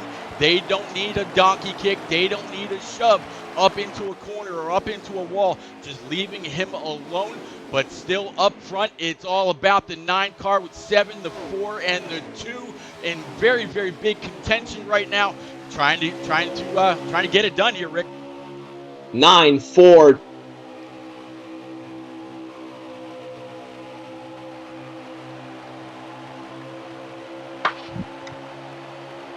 I think, Rick, did we lose you? Uh-oh. Something happened with Rick James. But yeah, 9, the 4, the now the 2 on the high side with the 7 right behind him. He's going to fill that P4 spot right now. So first through third is all American Ethanol. 4th place of Backwood Outcast right now.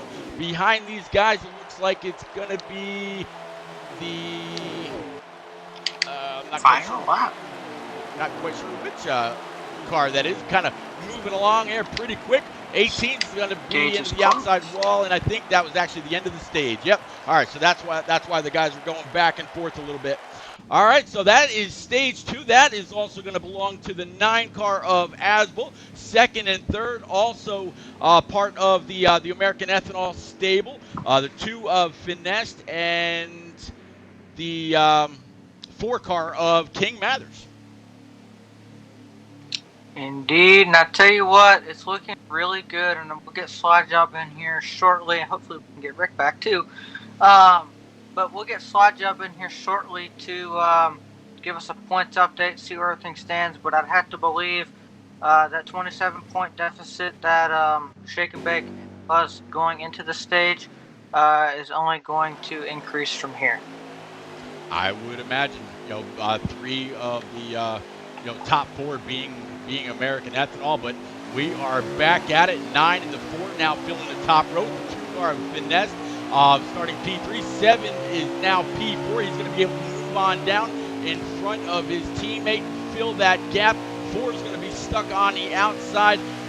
The outside's all right, but not on the opening lap. Too many spots. I see some Looks contact. like 7's kind of rubber banding just a little bit. Boys are getting crazy. They're going to be packed up for a little bit. So we'll see how this goes. I don't know. 9, though. Asbel going to try to get back out to where he's been so familiar with all day, which is out front in the clean air. Yeah, Asbel's got clean air all over the 9 of that Napa know-how machine. He's definitely known how to keep it in the front most of the night, and when he wasn't in the front, he quickly made easy work of the traffic he was in. American Ethanol doing a phenomenal job. A little bit of instability in the lobby right now, but looks like we're going to be able to straighten it all out as much as possible anyway. But I'm going to get a little bit further back in this wild pack. They are all over the place, all over each other. I'm actually going to ride along here with the 18 of Krabby Soup. He's got the 42 of Go Tar Heels Go to his outside. And as my buddy HD Motorsports always says, it is a hornet's nest back here, Harvick. Yes, sir. Rick, do we have you back, sir? 2 and the 4 car sitting 2nd and 3rd. Asbel coming down to the line. 49 laps to go as the 9 leads the 2, leads the 4. Asbel, Finessed, and King Mathers in order. And so far, it has been the American Ethanol Show in Stage 3. They're poised to continue dominating this one. Sitting in 4th place, you have the 11 of A-Bar, and then for the highest ranked driver in Shake and Bake, it's the 7 of Backwoods. Pete, it's 48 to go this time by, and it has been a dominating performance by American Ethanol. So far, Aswell has been the class of the field. Yeah, absolutely. Looks like we got Yep. Yellow's back out. Yep. I'm just gonna shake strategy up a little bit. Yep, back here with the Aviator about to collect the field. But yeah, 3 of the top 4 running cars, all part of American Ethanol.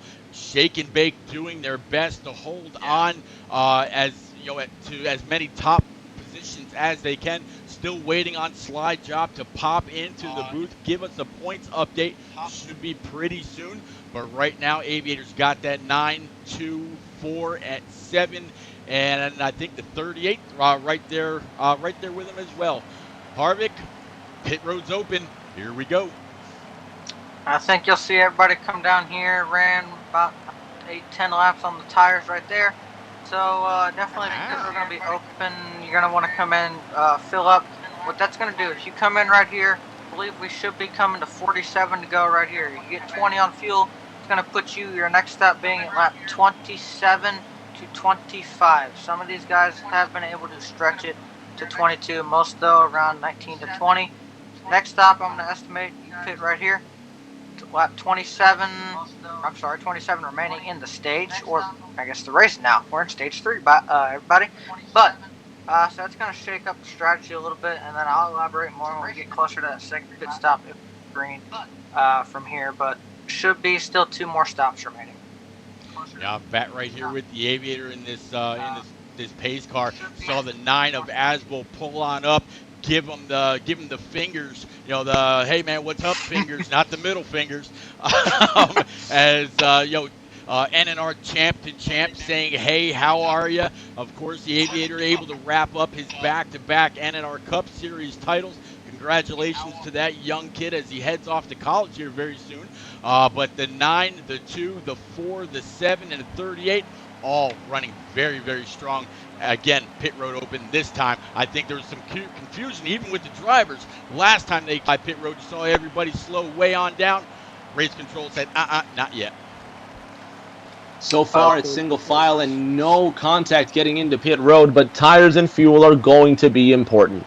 The laps are winding down, and as they cross the line, Harvick, it's going to be 46 laps to go. This race will not go green the rest of the way, barring miraculous social distancing by these drivers, but the aggression continues to get hotter. With 45 to go next time by, we'll probably take the green with 44 laps left, and I can't see anything happening except the 9 pulling away from this one. Harvick, is there anybody in this field that can stop Aswell? In general, I think there's about 2 or 3 cars that are capable, barring just based on pure speed. Those being the 7 of my bad guys. Backwoods Outcast. Outcast, yes sir. He's out of the Shake and Bake stables, so he's really been, we've mentioned already today, he's kind of been carrying his team, but he's been right up here with Asville all night long, and the 11 has also been up here all night long. Those are the other 2 guys I think really have a good shot at winning this thing and taking it from Asville. It's going to be a tough job. Points update. Go right ahead, Commissioner. Welcome. Here we go. Thank you. So we got the results back from stage 2, and it's the same song, second verse. American Ethanol taking stage 2. Only 3 points less. Actually 2 points less. 39 to 16 for Shake and Bake Racing lead. That brings their total to an even 80 points for American Ethanol to the 30 points for Shake and Bake Racing League. 50 All right, points so now Commissioner, separate. With all the races that you've covered, different points you've had to add up, what do you think Shake and Bake will have to do in order to get back good in the points and pull ahead of American Ethanol? In my honest opinion, they're going to have to win this race and then some. They're going to have to win this race and take at least 6 to 7 of the top 10 positions to take this one back the other way. Well, thank you very much. Definitely appreciate all your hard work, Slide Job. Guys out there in chat heard you. If they've got a buddy or somebody, maybe they're a buddy spotting for one of these shake and bake guys, now they know what, or have an idea of what they've got to do. Rick, you mentioned it getting hotter and hotter, but here in Vegas, it is a dry heat. One more lap. Dry heat or not, it's still hot on the track, and it's still hot in the cars, and I'm sure some of these drivers at the back are getting hot in their own heads. They want a piece of the action up front. 34 laps to go as they cross the line. We'll have 33 on the restart, and now the question comes into play is how hard do you drive the car? Cautions will dictate the pit strategy from here on out, Pete, but I'm expecting that 9 to carve his way through this field and quick. At the point, new leader, car number 13 for Shake and Bake. For the first time tonight, Fenris leads the race directly to his outside in that discount tire. Mustang is going to be finessed in the 2. Restarting third in the Napa Know-How Camaro is Asbel. Restarting fourth in the number 7 Brant Camaro is Backwoods. Restarting fifth is going to be the number 7 Camaro of Backwoods. Restarting fourth is going to be the 11 car of A-Bar. So Pete, 3 of the top 5 American Ethanol drivers and the rest of the field behind them look poised to do some damage. Let's see if Fenris can hang on to the lead after this restart. Yeah, that 13 of Fenris, saw a little bit of lag out of him earlier. Hopefully that's all fixed, all taken care of. 2 of Finesse is going to do his best to keep pace with him as we're getting into the restart zone. Back to green. 9 of Asbel with a big shove to the back end of that 13. 2 on the high side. 7's going to try to fill that hole on the bottom. Here comes the 4 of King Mathers on that high side. 9's going to go around. 9's going to fall all the way to the back. It was due to contact, so we'll have to see if the caution comes out. If they race all the way back, not quite sure what happened there. But the 9 definitely got spun around off the when. Man, I'm not sure exactly what happened. I'm not sure if he had. Keith, the 9 got hooked on the track. 9 got hooked. The 9 car of Asbel, you saw he was incredibly eager on the restart. He got his nose under the inside of the 13, and there was not enough room to make the pass on the inside. Fenris in the 13 came down on Asbel, and that was all she wrote. Asbel right now sitting 20th of 21 cars on the sitting 20th in 20th place, and now gaining some positions as a couple of cars come down pit road, and some of these cars making contact. The 21's gone around, the 24's gone around on the front stretch. We're still trying to catch our breath and find out what happened. Crazy mess that's taken over 2 laps to get together, but finally as the yellow comes out, we're going to stack these guys one more time, Pete. That was insane. Yeah, all the I almost said NNR. All the American Ethanol guys out there in chat saying, wait, where's the yellow? There's another wreck. What's going on? Yellow should have come out. The admins, they absolutely know what they're doing. They have certain criteria for the yellow to come out. It was met. So don't push it. But we don't want any fans ejected. But, yeah, looks like pit road's open. 2 is going to lead the 4, 11, and 13 down. Here comes the 24. He was also 48 rather. He was able to evade that calamity, but everybody's going to have a little bit of damage to fix up if you were right around mid-pack here, Harvey. Yes, sir. You're also going to want to take 4 tires, and I'll be interested once we get out, too, to see where we stand on the lap count, because, once again, another caution. Well, that's going to move the pit window around a little bit more. I'll also say this. We get to do something and we get to see something that we have not seen all day long. 9 of Asbel, he is back in pretty thick traffic unless he pulls some kind of 2-tire strategy right here, which I don't suspect he'll do, as he went for a spin there, and that's going to hurt your tires. So, watch that 9 to be carving his way through the field. And if I know Asbel, he drives pretty aggressive when he's under pressure, and he can get a little heated sometimes if something feels like he's done wrong. If he feels like he's done wrong or makes a mistake. So watch for the 9 to be pretty quick getting through the field here and maybe a little bit aggressive. Yeah, you're asking for a lap count. It's going to be 41 laps remaining here in the race. The Aviator sitting in his pace car is able to pick up the 12 of Mike Honcho, the 16, I think that is, let's see, 16 of Oregon Mariota, the 5 of the Shake and Bake leader, Thunder King, and the 2 of Finesse, and then the 11 of Abar. That looks like it's going to be your top 5 once we get back going to green. Rick, what do you see out of these last 40 laps?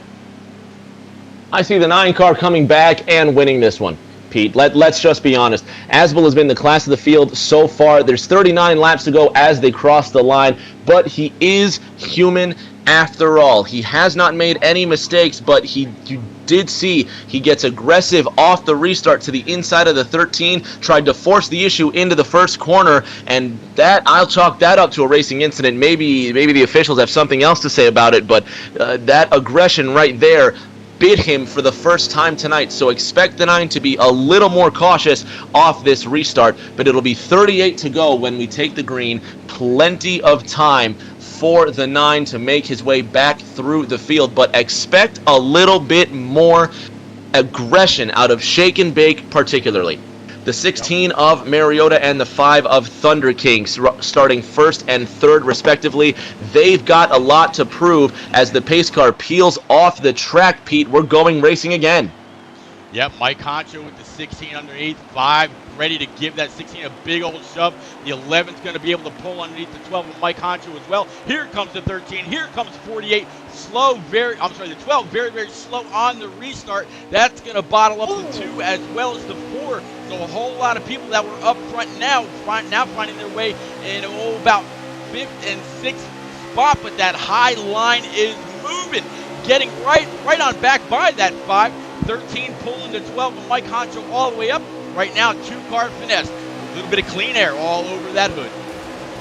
Contact out of the 4th corner. 5 goes around. The 2 flies through the air like the water at the Bellagio fountains. Cars sliding through the infield. Pete, the 5 car of Thunder King, was holding up that inside line all throughout the restart. A great shove to the 13 of Fenris, but that 5 car of Thunder King was a pinball through turn 3 and out of the 4th corner. They were 3 wide for position. Thunder King got incredibly loose and was bouncing off a couple of competitors. Caution will fly once again as they cross the line on lap 99. Oh, Harvick, I tell you what, every time we think we might have a handle on what's going on with fuel and tires and all that, we've got to throw it right out the window, wonder who's going to do what. I tell you what, though, all those cars that were in the middle right there, there was no way to dodge it all. Wreck Avoidance 101, you needed every single lesson you've ever heard of to be able to dodge all that. You see the 4 get into the back end of that 1 just a little bit, not able to woe it up in time, but the field is collected once again behind the pace car of the Aviator. And yeah, now more time on pit road, 4 brand new tires, Sunoco Racing fuel, fix up whatever damage you got, see if we can maybe get a little bit of distance between these guys and go back racing and hopefully keep it clean, keep it green all the way around. I want to see those showgirls in victory lane. And I'll tell you what, Pete, this is reminding me a little bit, if you'll recall back to last night, it's kind of reminding me a little bit of the final stage from Atlanta last year as well. So yeah. I don't know if there's a pattern, but the Shake and Bake guys, they know they're at an even larger deficit entering this stage than they were on the previous stage. So that might be affecting. They're a little bit more aggressive. I've seen a little bit more strategy play out of them in this stage so far, and I think that could be playing into effect with that, as well as the fact too, you now look, these guys know that in about 33, 32 laps, this thing's going to be all said and done. So, I mean, it's the end now. The lights are on. They've been on. Now they feel the heat from those lights. The sun's not in the sky, but it's still very heated in this racetrack, and I expect that probably ramp up a little bit. Now, we do still have one more pit stop, even if you pit here. But pit window for that, if we go green, is going to be a little bit interesting, but we have to go green first. see how that goes. Yeah, Rick, I don't see the green coming out and staying out. These guys, they've got too much on the line. We heard the commissioner stop in earlier saying there's an exact 50-point deficit between American Ethanol and Shake and Bake. 50 points is a lot to make up in one stage. What do you, we're in Vegas. Let's talk some odds. What do you think?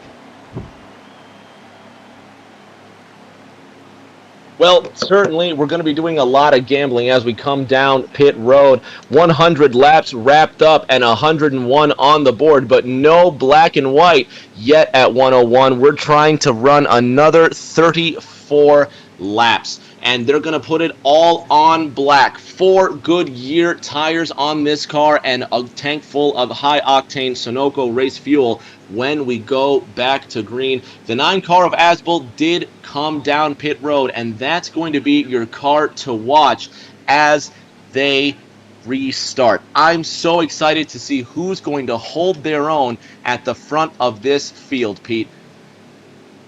Hey, every now and then we see a car head to the inside, almost looks like a roulette wheel track going around and around and around, and then that one car heads to the inside. Well, yeah, you got to call black, but man, inside some of these helmets, they've got to be seeing red.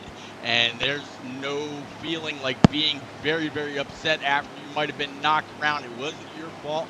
You're ready to go. You want to get the race done. You want to get the best possible finish for your team, whether you're an American Ethanol driver or if you're a Shake and Bake Racing League driver.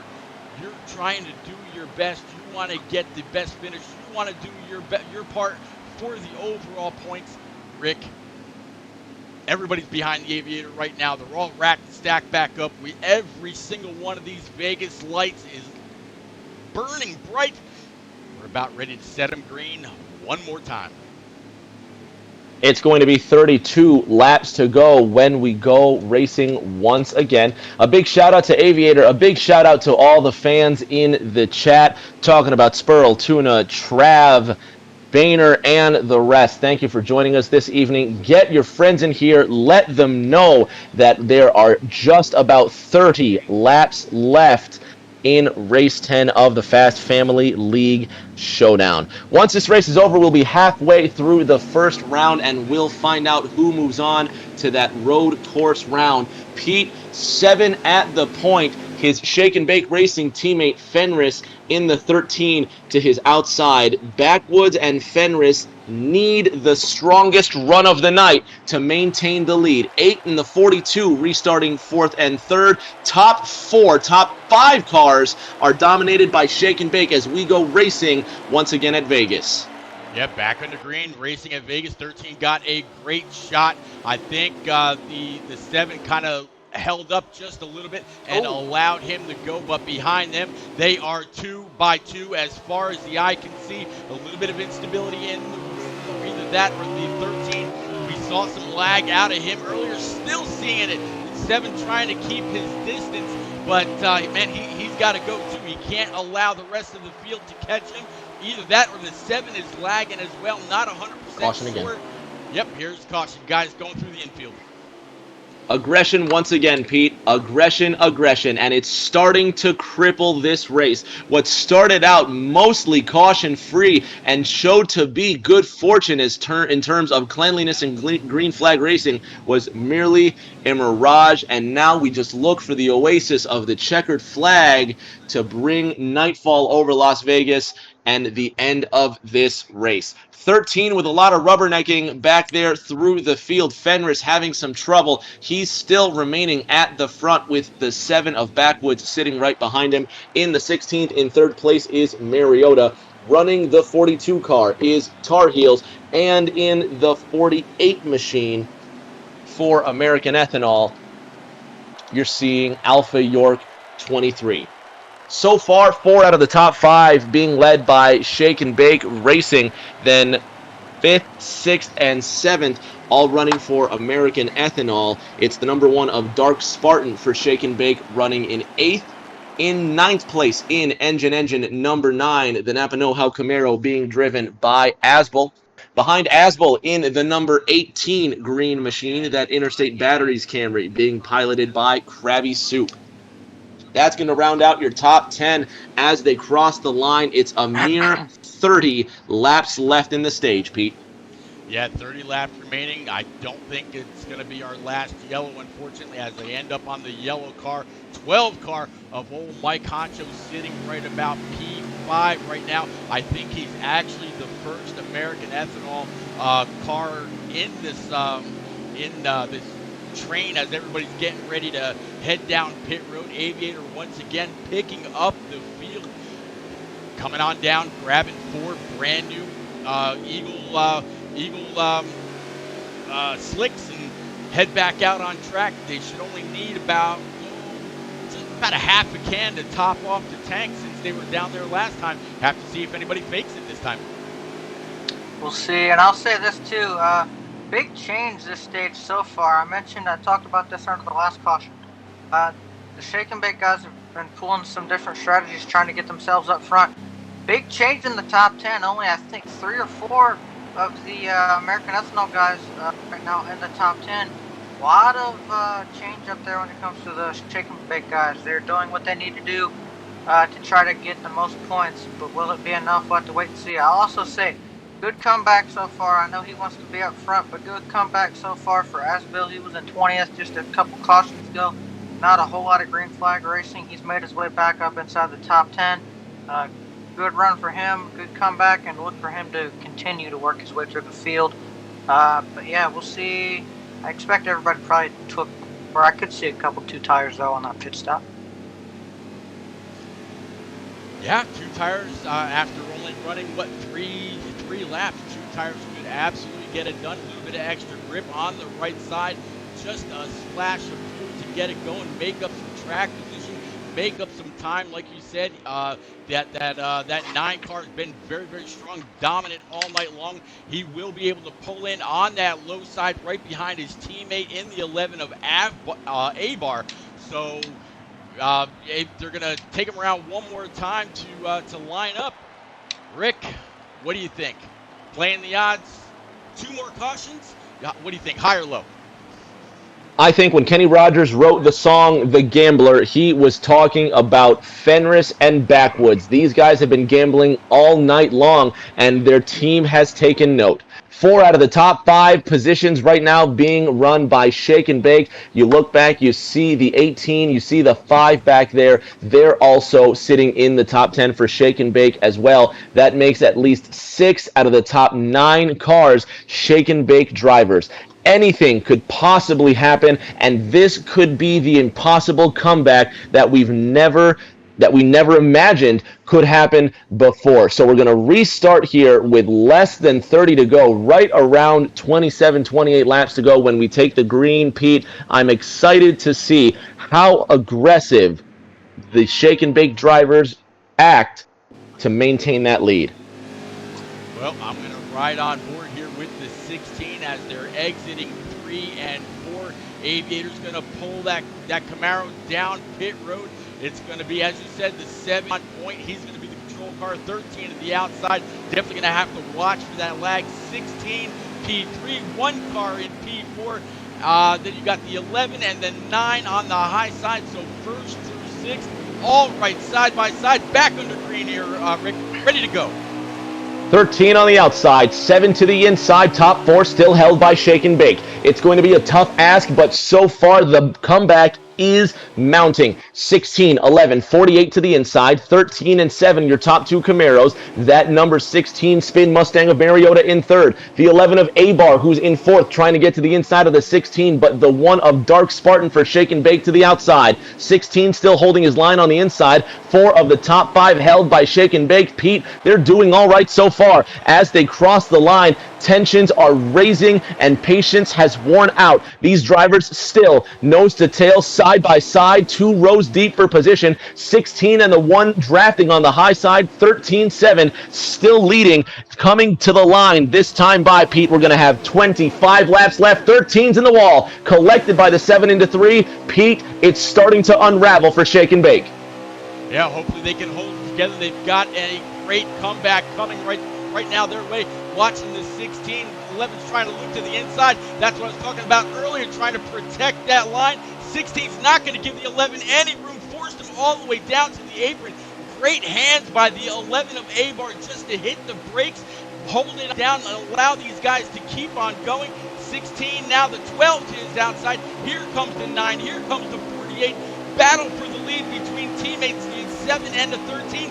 One's going to give a big old push to that 13, actually going to hook him up out of the groove. Here comes the 9 under that 16, racing 3 wide.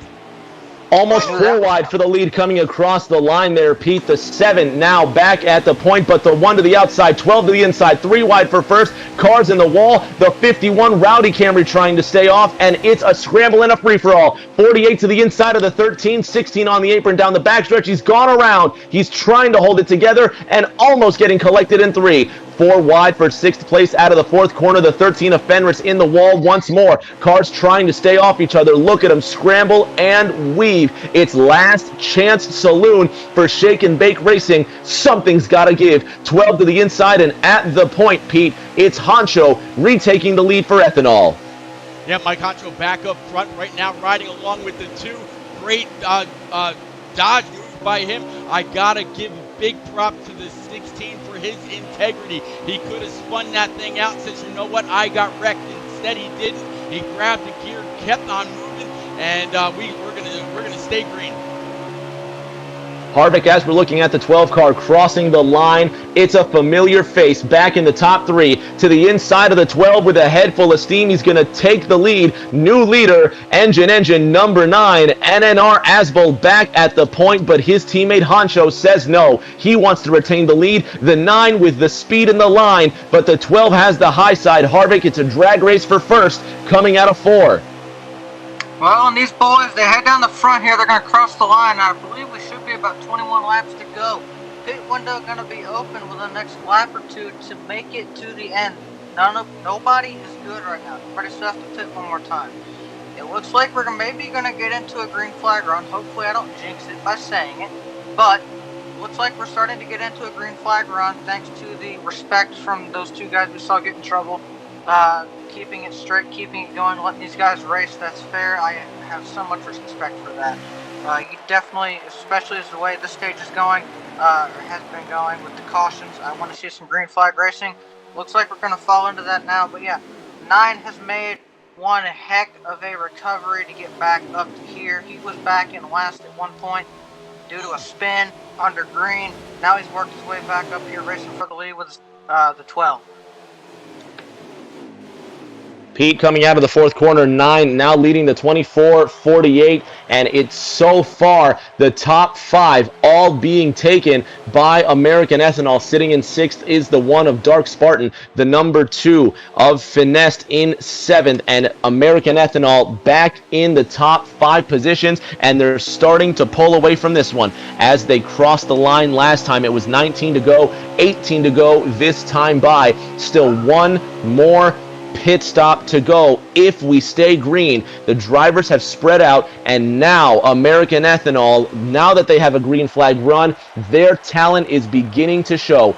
18 to go as they cross the line, Pete. Yep, 18 to go. I'm waiting on any information I can from the stream from Asbel. Next time by, I'll go ahead and just verify the lap count, see if he cycled through his menu, gives me any more information as to what he might have left in the tank. He did it for a second, but not enough to see. Coming out of 3 and 4, 9 with a clear lead over the 24 of NNR Trip.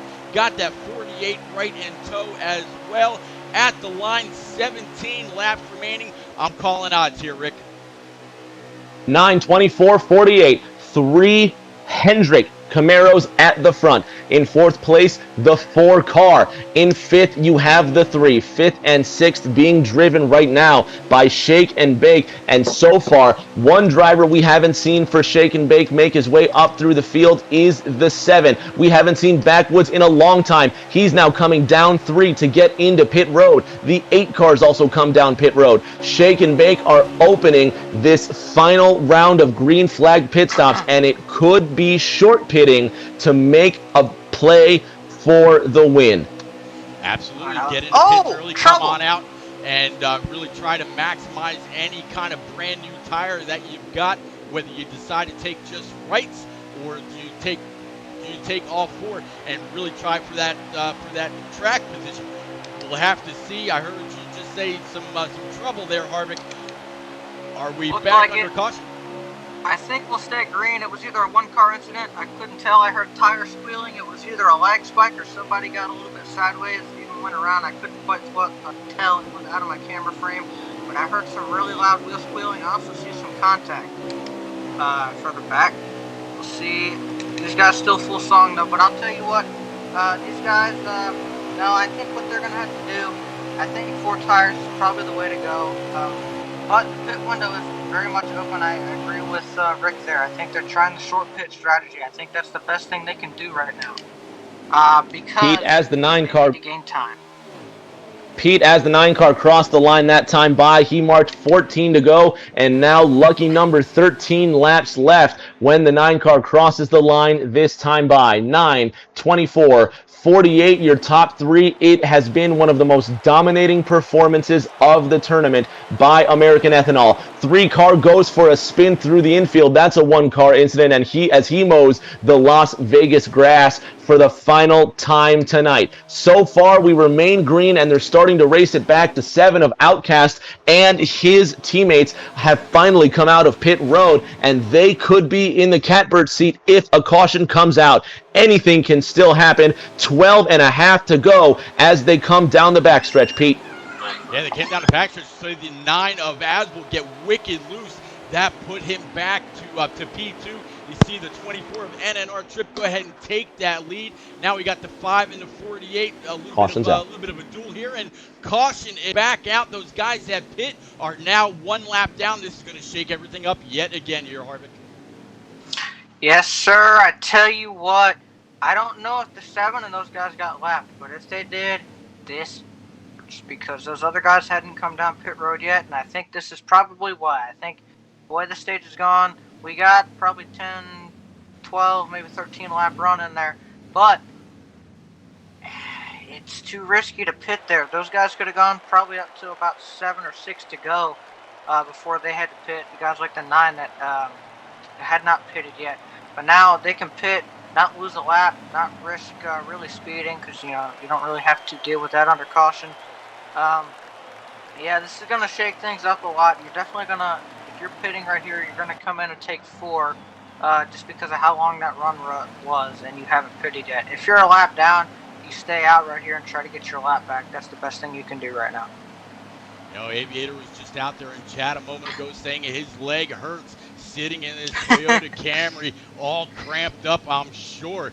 Glad to see I'm sure he was hoping that these guys would just keep it green and he'd get out of that thing, just walk up to the leader, say congratulations, get in his normal Hendrick 48 Camaro and leave the track. So, yeah, back out, caution's back out.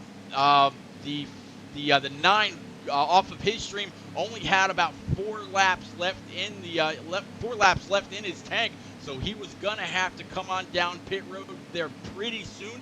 So yeah, we'll have to see. But Rick, we're winding down. That was a pretty good green flag run. I'm hoping for a little bit more of the same, but we're about to see it get really ramped up. Oh, it's all for pride now, Pete. It's all for pride. Barring an absolute catastrophe for the Ethanol team, they're going to take this one and advance into the second round, but there's still so much to race for. Everybody on Shake and Bake should make a point of driving for the win. All 20 drivers still have a chance with how many cautions have flown. Expect big strategy as the 24 leads the 9, leads the 48 down pit road, Pete. Yep, I can't talk now. All down pit road with 11 laps remaining right now, not counting the remaining 1 or 2 pace laps. So we should be at 10 or maybe 9 to go when we go back green. Aviator keeping pace in the field. See the 7 go flashing on by. It's still a little bit of lag out of him. Man, it's Rick. I think we got the call of our life coming up here pretty soon, man. We should be restarting here with just under 10 laps to go, Pete, and I'm excited to see how this is going to play out. So far, the evening has been a masterclass from American Ethanol. I don't think I've seen a race yet. Of all the 10 races in this tournament, I don't think there's been one where a team has been so consistently dominant. Then the road course is something they need to think about as well. But believe you me, when each one of these drivers are going to be focused on the remaining 10 laps of this race, and they want to win. They want to prove that they are the fastest driver on that track. It's Vegas, Pete. They're going to have to gamble. They're going to have to press their luck to see just how well that car can perform in these closing laps. With fresh tires and fuel, I'm expecting fireworks the likes of which we've never seen before, Harvick. Yes, sir, and I'll ask both of you. If you're in the shoes of really anybody off this the Shake and Bake team, you're down by 50 points. There's only about 9-10 laps to go right here. If we get a caution, we probably only have enough time in the lap count for one more caution. They close at 5 to go. We don't get any more cautions. So we're closing in on that now. When we go back to green, probably about 3 or 4 laps, cautions will still be allowed to come out. What do you think these guys out of the Shake and Bake camp do knowing that? And also, how much do you think the aggression level is going to go right here?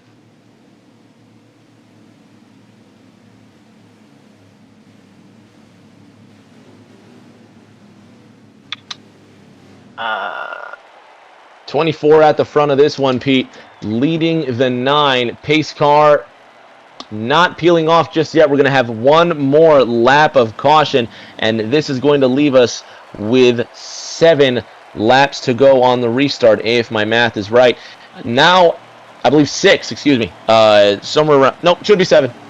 Somewhere around there. I can't get my mind straight on the laps. I'm desperate to see the green flag thrown, and I want to see who's going to send it into that first corner, who's going to be aggressive enough to get this win. Well, right now, and in our trip on the bottom line, 9 of Asbel to his outside, the 4 car of King Mathers in P3. Then you got the 48 of 48's Alpha York sitting there in P4. So, and all American Ethanol top 4. Then you got the 12 of Mike Honcho sitting there in P5. So, Shake and Bake, they are not where they needed to be in order to maximize points here in Stage 3. We're going to be coming to the line with just about 7 to go. I'll double check once I see Asbel check. Still had his stream up all night long. Again, big thank you to Asbel for streaming tonight, allowing us to follow along with that fast Napa 9.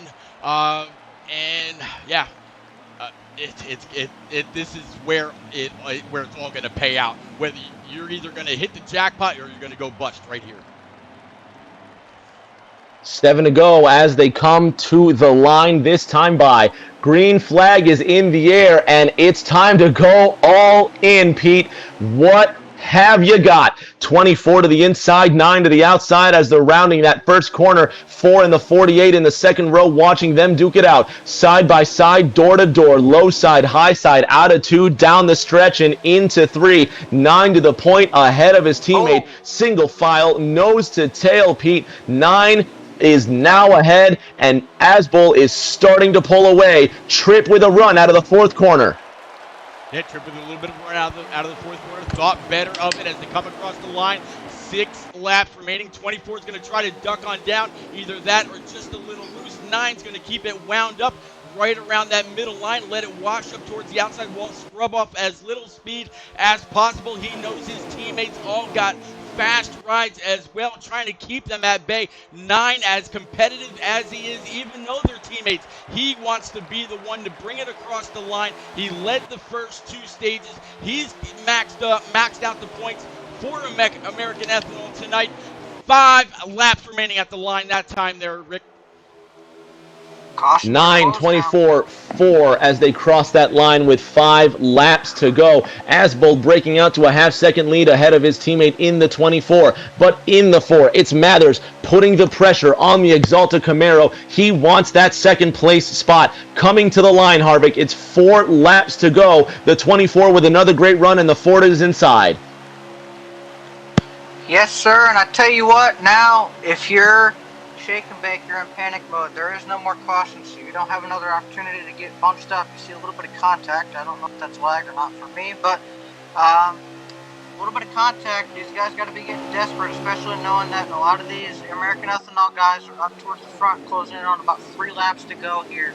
I tell you, I expect aggression about mid-pack to go through the roof right now.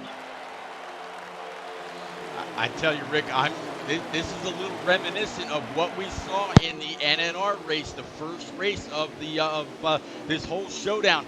E-Spark, very, very strong as well. The first 7 out of the first 10 cars, I think it was just Rusty Walrus that was just inside the top 10 during race number 1. It looks like American Ethanol is going to be able to replicate those same exact numbers. First, second, third, fourth, fifth, sixth, and 7th, all American Ethanol. This last stage has been all about the American Ethanol Cup Series, Pete. 2 laps to go, less than 3 miles under this beautiful Las Vegas lights, and it's been nothing but domination from Asbo. He's looking to go for the cycle trip in the 24, trying to catch up, but he just doesn't have what it takes. White flag is in the air. Engine number 9 at the front of this race, Pete. Yeah, white flag in the air, 24 close behind. There's the 4, there's the 11. A little bit more of a race behind 9, going into 1 and 2 for the last time. Getting great launch off of the 2. 24 still trying to catch up, staying in the draft of the 9. 4 going to try to give that 24 a big old shove down the back. Going into 3 and 4, keeping it on the bottom as low as possible. Don't touch that apron. Don't get looped around. 4 coming off the corner. Rick to the line. It's going to be the 9, 24, 11. American Ethanol is going to go ahead and take it home. A huge win for the American Ethanol Series and a great victory slide by the 9 of Asbel. He drives for the cycle. Pete, I believe that's the first driver to do so in this tournament, save for the other races that we might not have watched, but so many laps turned in this tournament, and this is by far one of the most dominating performances of this round. I can't wait to see what American Ethanol bring into round 2, but we can't say enough about Shake and Bake. Drivers like the 7 car of Backwoods Outcast, who did so well in those first 2 stages, Dark Spartan in the 1, Mariota in the 16, who all led laps tonight, Fenris in the 13, and Tar Heels in the 42, all lap leaders for Shake and Bake Racing. They put on a show in those first 2 stages, but in the end, American Ethanol just too strong, and overall a very, very strong performance. What a win for American Ethanol, Harvick. Indeed, and I'll say this, those guys did put up a great effort tonight, and I'll also say, I'll remind everybody too, remember, stay tuned. Those top 3, I hope you had them. We'll find out your winner, and there's a gift card to be given away here soon. But no, great efforts by both leagues. The 7 was especially fast out of the Shake and Bake group, and of course, many of the top 10 American Ethanol. So they clearly showed their strength today. And at the end of the day, I think it's going to be a pretty handy lead for American Ethanol. Said.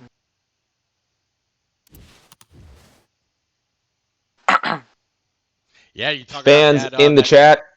Stay tuned. We're going to have driver interviews and league owner interviews here in just a moment. What a run in Race 10 of the Fast Family League Showdown. Stick in the chat, stick to this channel, and give us just a minute while we gather our drivers and we talk to them in the end of this one. American Ethanol, your Race 10 winners. Amazing race, Rick and Harvick for by American Ethanol and Shake and Bake. Shake and Bake actually had their cars in the top five, but unfortunately the caution bug bit many times. They ended up going flops and just couldn't get it done. Couldn't stay where they needed to be. The river came up and they were just bust, unfortunately. But it's gonna be Asbel and the 24 and the 11 down on Victory Lane, dancing with the showgirls, popping the champagne. Wayne Newton's going to be there to present the trophy, and man, what a great race. Yes, it was.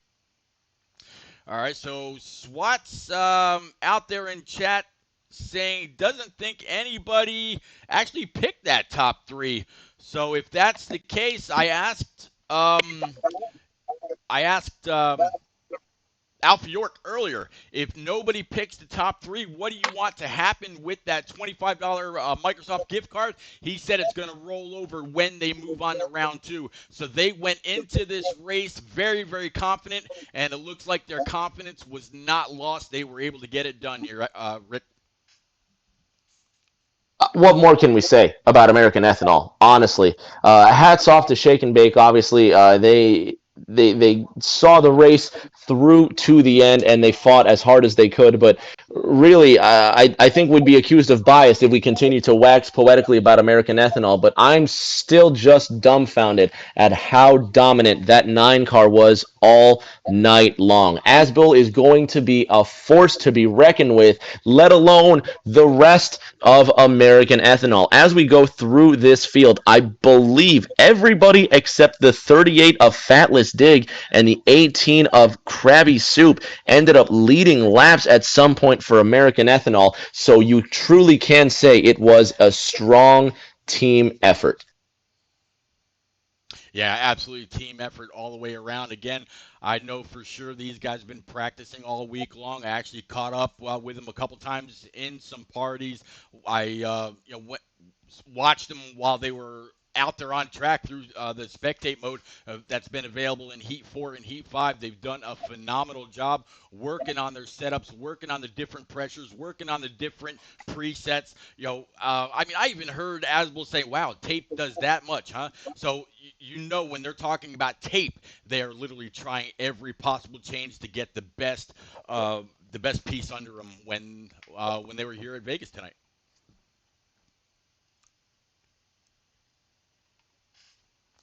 Yes, sir. Let's see. I believe too we're gonna get ready and get some interviews lined up. I think we have Mr. Slide. I am here. Slide job. How are you, sir? I am doing great. That was a great race. I thoroughly enjoyed it. It's always exciting coming to Las Vegas. It's just one of those tracks that every time I see it on the schedule for anything, I always get real excited for it. Definitely one of the most fun tracks to race on. So, with that being said, last stream we started from the top and came to the bottom. Let's start from the bottom and go to the top this time. So we're gonna start with Shake and Bake Racing League, and your first interview is going to be Backwood Outcast in the number 7 car. Absolutely. Rick, you want to talk to Backwood? That 7 was fast all night long. Backwoods, what a fantastic drive for you in that Brandt Camaro. Those first 2 stages, you really carried the flag for Shake and Bake. You left everybody in the booth just astounded with how you hung on to worn tires, and really, you could say that the 7 car was the biggest challenge for the 9 all night long. How did you manage to stay up towards the front? Well, I did a lot of practice preparing for this race, and Vegas is one of my favorite tracks. And with my setup, I know a lot of guys are going to be running that top side, and that bottom side was just more favorable for me. If I got to the top side, I was going to get loose and end up hitting the wall. The first 2 stages were great with me in the 9 car and the 11 and a couple others, and I was just happy my car could hang on. And then there going into the 3rd stage, we got caught up in some cautions and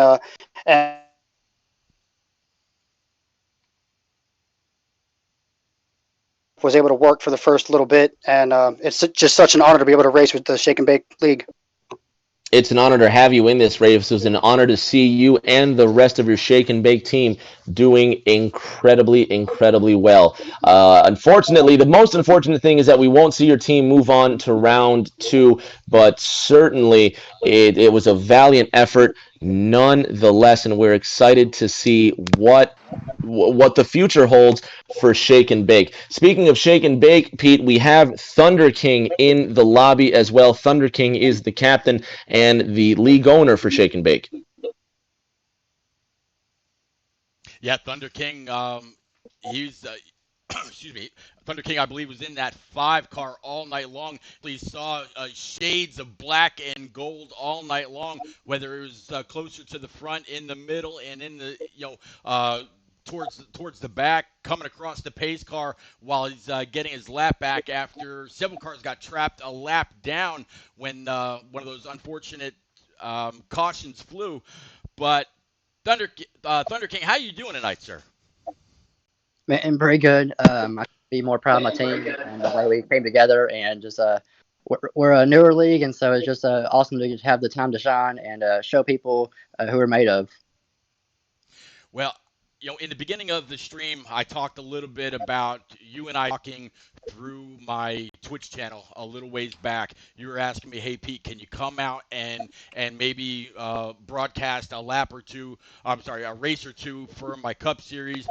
We're a newer league, but we got a lot of heart. We got a lot of great drivers. You definitely showcased that tonight. I mentioned the one of your cars that went around, and instead of just saying, you know what, I got wrecked by somebody, he did his best to keep the car's composure, able to grab a gear and kept it going without pulling out that caution. That is a great sign of integrity. So if that is I think that was the 16 of Oregon Mariota, if I'm not mistaken.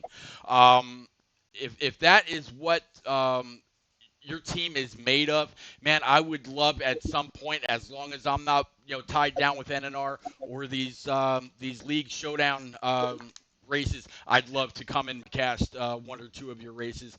It'd be completely my honor, sir. Yeah, I mean, it was awesome.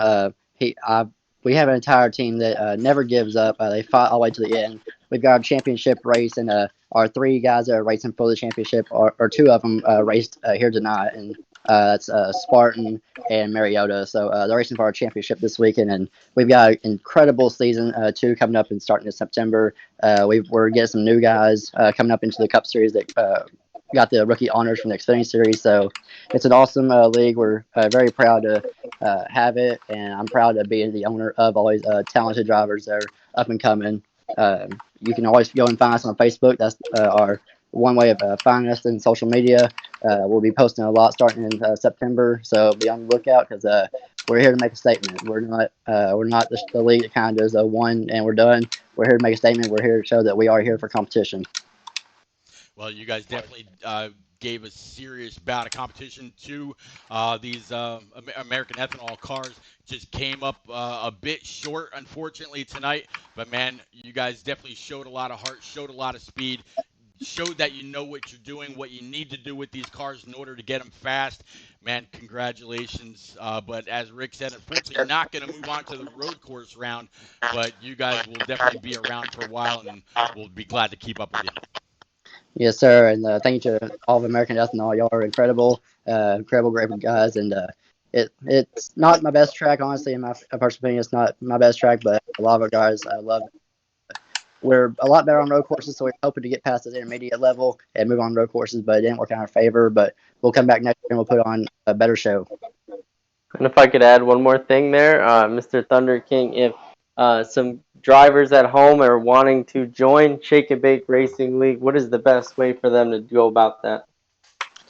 So if they'll just go on to Facebook and look us up by our name, Shake and Bake Racing League, they can find us on Facebook and private message us through there, and we'll be happy to get you set up. We reply within minutes. Me or one of my admin will get in touch with you, and we'll get you set up. just a pretty quick explanation. We start you off in the truck series, and you work your way up to prove yourself that you're worthy of driving in these Cup cars. And so we'd be an honor to have you, and as we continue to grow in this great league and sportsmanship. Absolutely. Thank you for that. Great group of guys, in my opinion. I would agree. Thank you. All right. All right, I slide think job, the who do we got? next interview, we are going to the. Whoops. Sorry. I believe we're going to the second highest driver on Shake and Bake Racing League, and that is going to be so many results. Sorry about that. Matty Ice in the 51. All right, Harvick, let's go ahead and pick up on that, Matty Ice. All right. So, I'll take him, I guess. Man, I saw you guys work through a lot of adversity. We haven't gotten the official points total, but I know you guys were kind of behind a little bit in stage 3. But walk me through briefly the first 2 stages of your race. How did it go for you? What did you have to work through with the car, with traffic, things like that? Yeah, pretty much during stage 1 and 2, I was just trying to figure the car out, figure the track out, and then try to fix it, try to adjust it the way I like it, and then traffic-wise, it was pretty good.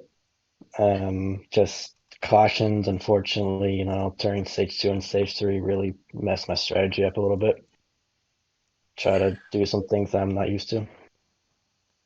Well, and looking at stage 3, we saw quite a few cautions in that stage, especially early on, and it kind of thinned out towards the end. But do you feel like maybe you could have done anything strategy-wise a little bit differently under any of those cautions or towards the end of the race there to try to get yourself up in position and your points total and your position team? Yeah, I could have. I could have stayed out on a few of them with just tires and fuel strategy. Because there was one time I think it was like 20 something to go and we couldn't make it on gas. I could have stayed out there just hoping for a caution, but with this group of guys, I knew that it was going to calm down a lot. All right, man. Well, great run for you. I know you worked as best as you could to try to get up there, get the points. We'll have to see how it totals out, but great job, great run for you guys tonight. Pete, slide job. Thank you, sir. All right, so now we are going on to our top finishing Shake and Bake Racing League driver. That's going to be Irate Pluto. Irate Pluto. It's Repeat. How you doing there, sir? Oh, good after that race.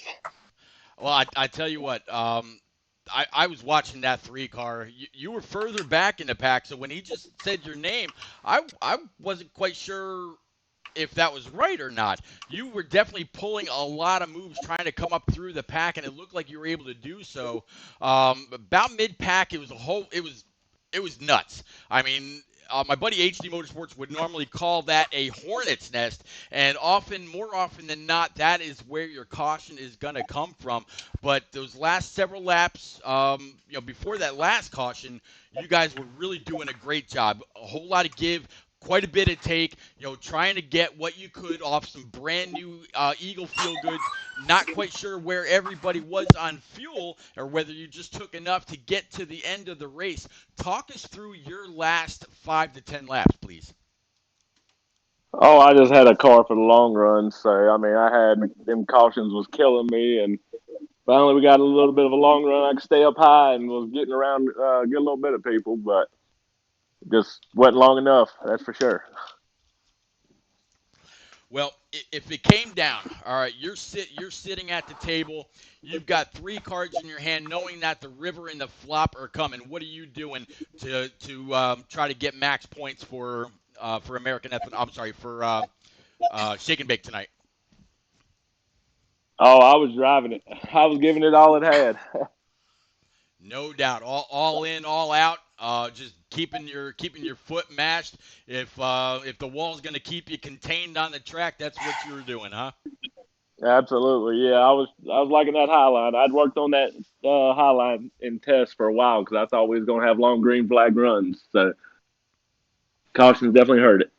Yeah, well, that was definitely a very, very nice Dow machine you had on track tonight, man. Congratulations yet again. Like I told your boss man earlier, I'll definitely be seeing y'all at some point during your upcoming season to get a couple races out there for you guys. Oh, we appreciate it. Shake and Bake's a good league. It's fun racing with them guys. It sounded like it when I was reading your bio earlier. Absolutely. Congrats again, sir. Thank you. Now we're All going to right. get with NNR Asbel, and we're going to also talk to Alpha York 23 and Trip. Those three in the 9, 48, and 24, respectively, doing a fantastic job. Let's start with the driver of the 9, Asbel. A dominating performance, to say the absolute least. I don't think I've seen a drive like that in quite a while. You drove for the cycle in that Napa Camaro, and what a job that was. Oh, was you talking? Oh, my bad. I mean, I was in the headset. Sorry. Tell us about that impressive drive, Asbel. uh, it was good. Had a car set up. Just kind of wish green flag pit stops would happen sometimes, but things happen. But it was a pretty good race. Had fun. That's the main part. Congrats to Trippy finishing second and Matters third. We had one driver lag out before we went to go race. But we had Mr. Cola come in and get a top 6 finish. Did a good job by him. Overall, a great race for all of your drivers. Trip, you were driving the 24, and in the third stage, you started to come alive. Oh yeah, I had that thing hooked up by the time the end of the race came around. I was trying to do what I could to catch up with Asbel. An impressive drive nonetheless, and next week you move on to that road course stage. A lot of the fans in the comments saying Asbel will be a force to be reckoned with as well, but I think your entire team is going to be one of the strongest teams, not only through this round and the next, but the entire tournament. Alpha York 23, who is the team captain and owner for American Ethanol, was driving the 48 car today. Alpha, I'm sure you're wildly proud of your drivers. Oh, absolutely. Asdale touched on it before, man. We honestly, your bad lagged out during qualifying. He had an outage in his area, and we had Cole on standby just in case, and he came in a top 6. And all around, I'm really proud of my guys. I couldn't be more happier, to be honest. We had some server issues, but we fought through it. And shout out to those shake and bake guys, man. They really hung in there.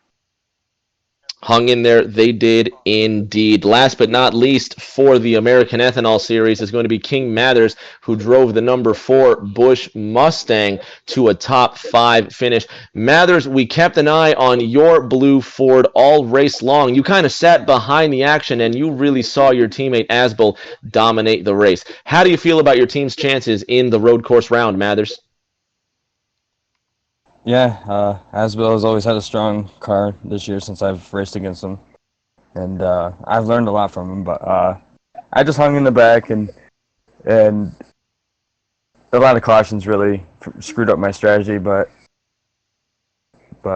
came with the top 3. It felt good. Absolutely, it did. Pete, I think it's been a fantastic night so far. Commissioner Slide Job, with your permission, sir, let's have a final points total. Yes, sir. So after we covered American Ethanol winning the first and second stage with a 50-point lead, American Ethanol comes home with a grand total of 310 points to Shake and Bake. Sorry about that. Whoops, I'm reading. That was 310 points in the third stage to Shake and Bake Racing League 224. That grand total will be 390 for American Ethanol to Shake and Bake Racing League's 254.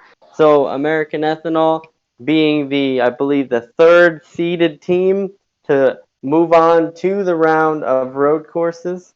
So congratulations to them. Didn't quite get the bye that maybe they were looking for yet, but definitely a strong performance. Absolutely. Pete, a strong performance by all of these drivers indeed. Again, not much more to say, but just dominance. The D word, the word of the day, a dominating performance by Ethanol. Yeah, D words. We were talking about C words. We've been talking about cash, jackpot, Sin City. We've been talking about all kinds of stuff tonight. But I tell you what, Slide Job, I'm really curious to see what old Alpha York's got to say about these American Ethanol drivers tonight. Absolutely. So we are here with, after the results have been released, with the winning team captain. So Alpha York, after hearing the points total, you didn't probably get the high goal of getting the bye for the first round, but you definitely scored a ton of points and won your match in dominant fashion. So, just tell us, what your thoughts are overall for this race and what you are going to do prepare for next week or next round. Well, after it's all said and done, yeah, our goal was to get the bye, but East Park and NNR, they set the bar really high. We knew we didn't have much margin for error, so we knew once those cautions started coming out, a lot of us were already saving gas in that first stage, and that was our goal, was to be there at the end of every stage and the end. But I mean, overall, I'm really proud of our guys. I know we're going to hit the road courses really hard once we find out what it is, and we got some alternates that are eager to get on the track to race with us too, because some of us are willing to give up our spots so they can get their turns in too. So I think from top to bottom, we got a really strong squad. That those East Park guys, they're going to be tough to beat, and I'm not taking NNR lightly either. That's like our second home, and there was a couple of them, Aviator, Boehner. They helped us practice this week, and I couldn't thank them enough either. And just everybody over at NNR. That's all a lot of us. That's where our home is. So I mean, all around, it was a great race, and we're really looking forward to the next round. Proud of my guys, man. Absolutely. Very proud. Absolutely. You are definitely putting a good show together. Yeah, you were correct. NNR and East Park definitely put a high bar in the first two races, but you are the third seeded team. A little bit of a gap between you and them, but you showed why you were seeded and why a lot of people were talking about you coming into the tournament. So good luck, and we will see you next round. Yes, sir. Thank you, guys. I would just want to say a quick thanks to Rick James, Kevin Hart fan, Repeat. You guys are fantastic. I could hear bits and pieces in the party, what was going on. So, I mean, we had a couple people out in chat to help organize with the giveaway that we had. And, I mean, there's a lot of things to go around. Thank you, Slide Job, for putting this together. But, yeah, it's overall, man, we're very happy and excited to move on. Thank you, guys. You're very welcome. Glad to have you. Thank you, sir. All right, well then, with your permission, then Slide Job, we're just gonna go ahead and wrap this up tonight. Between the two different channels, we saw Piston Cup and NASPROs go ahead and duel it out, and right here is American Ethanol versus Shake and Bake Racing League. American Ethanol came out on top. We got a race tomorrow night. Don't forget race number 11. It's Urge to Rush versus a little on the high side. They're going to be right back here at Las Vegas. They're going to see who's going to roll Snake Eyes, who's going to roll Sevens, who's taking on the next comer. So we'll have to see. But until then, please, guys, be safe out there. Play it safe. We want to be around to race you. We want to talk to you. Come on back next time by. Until then, we'll see you around the track. Later, everybody.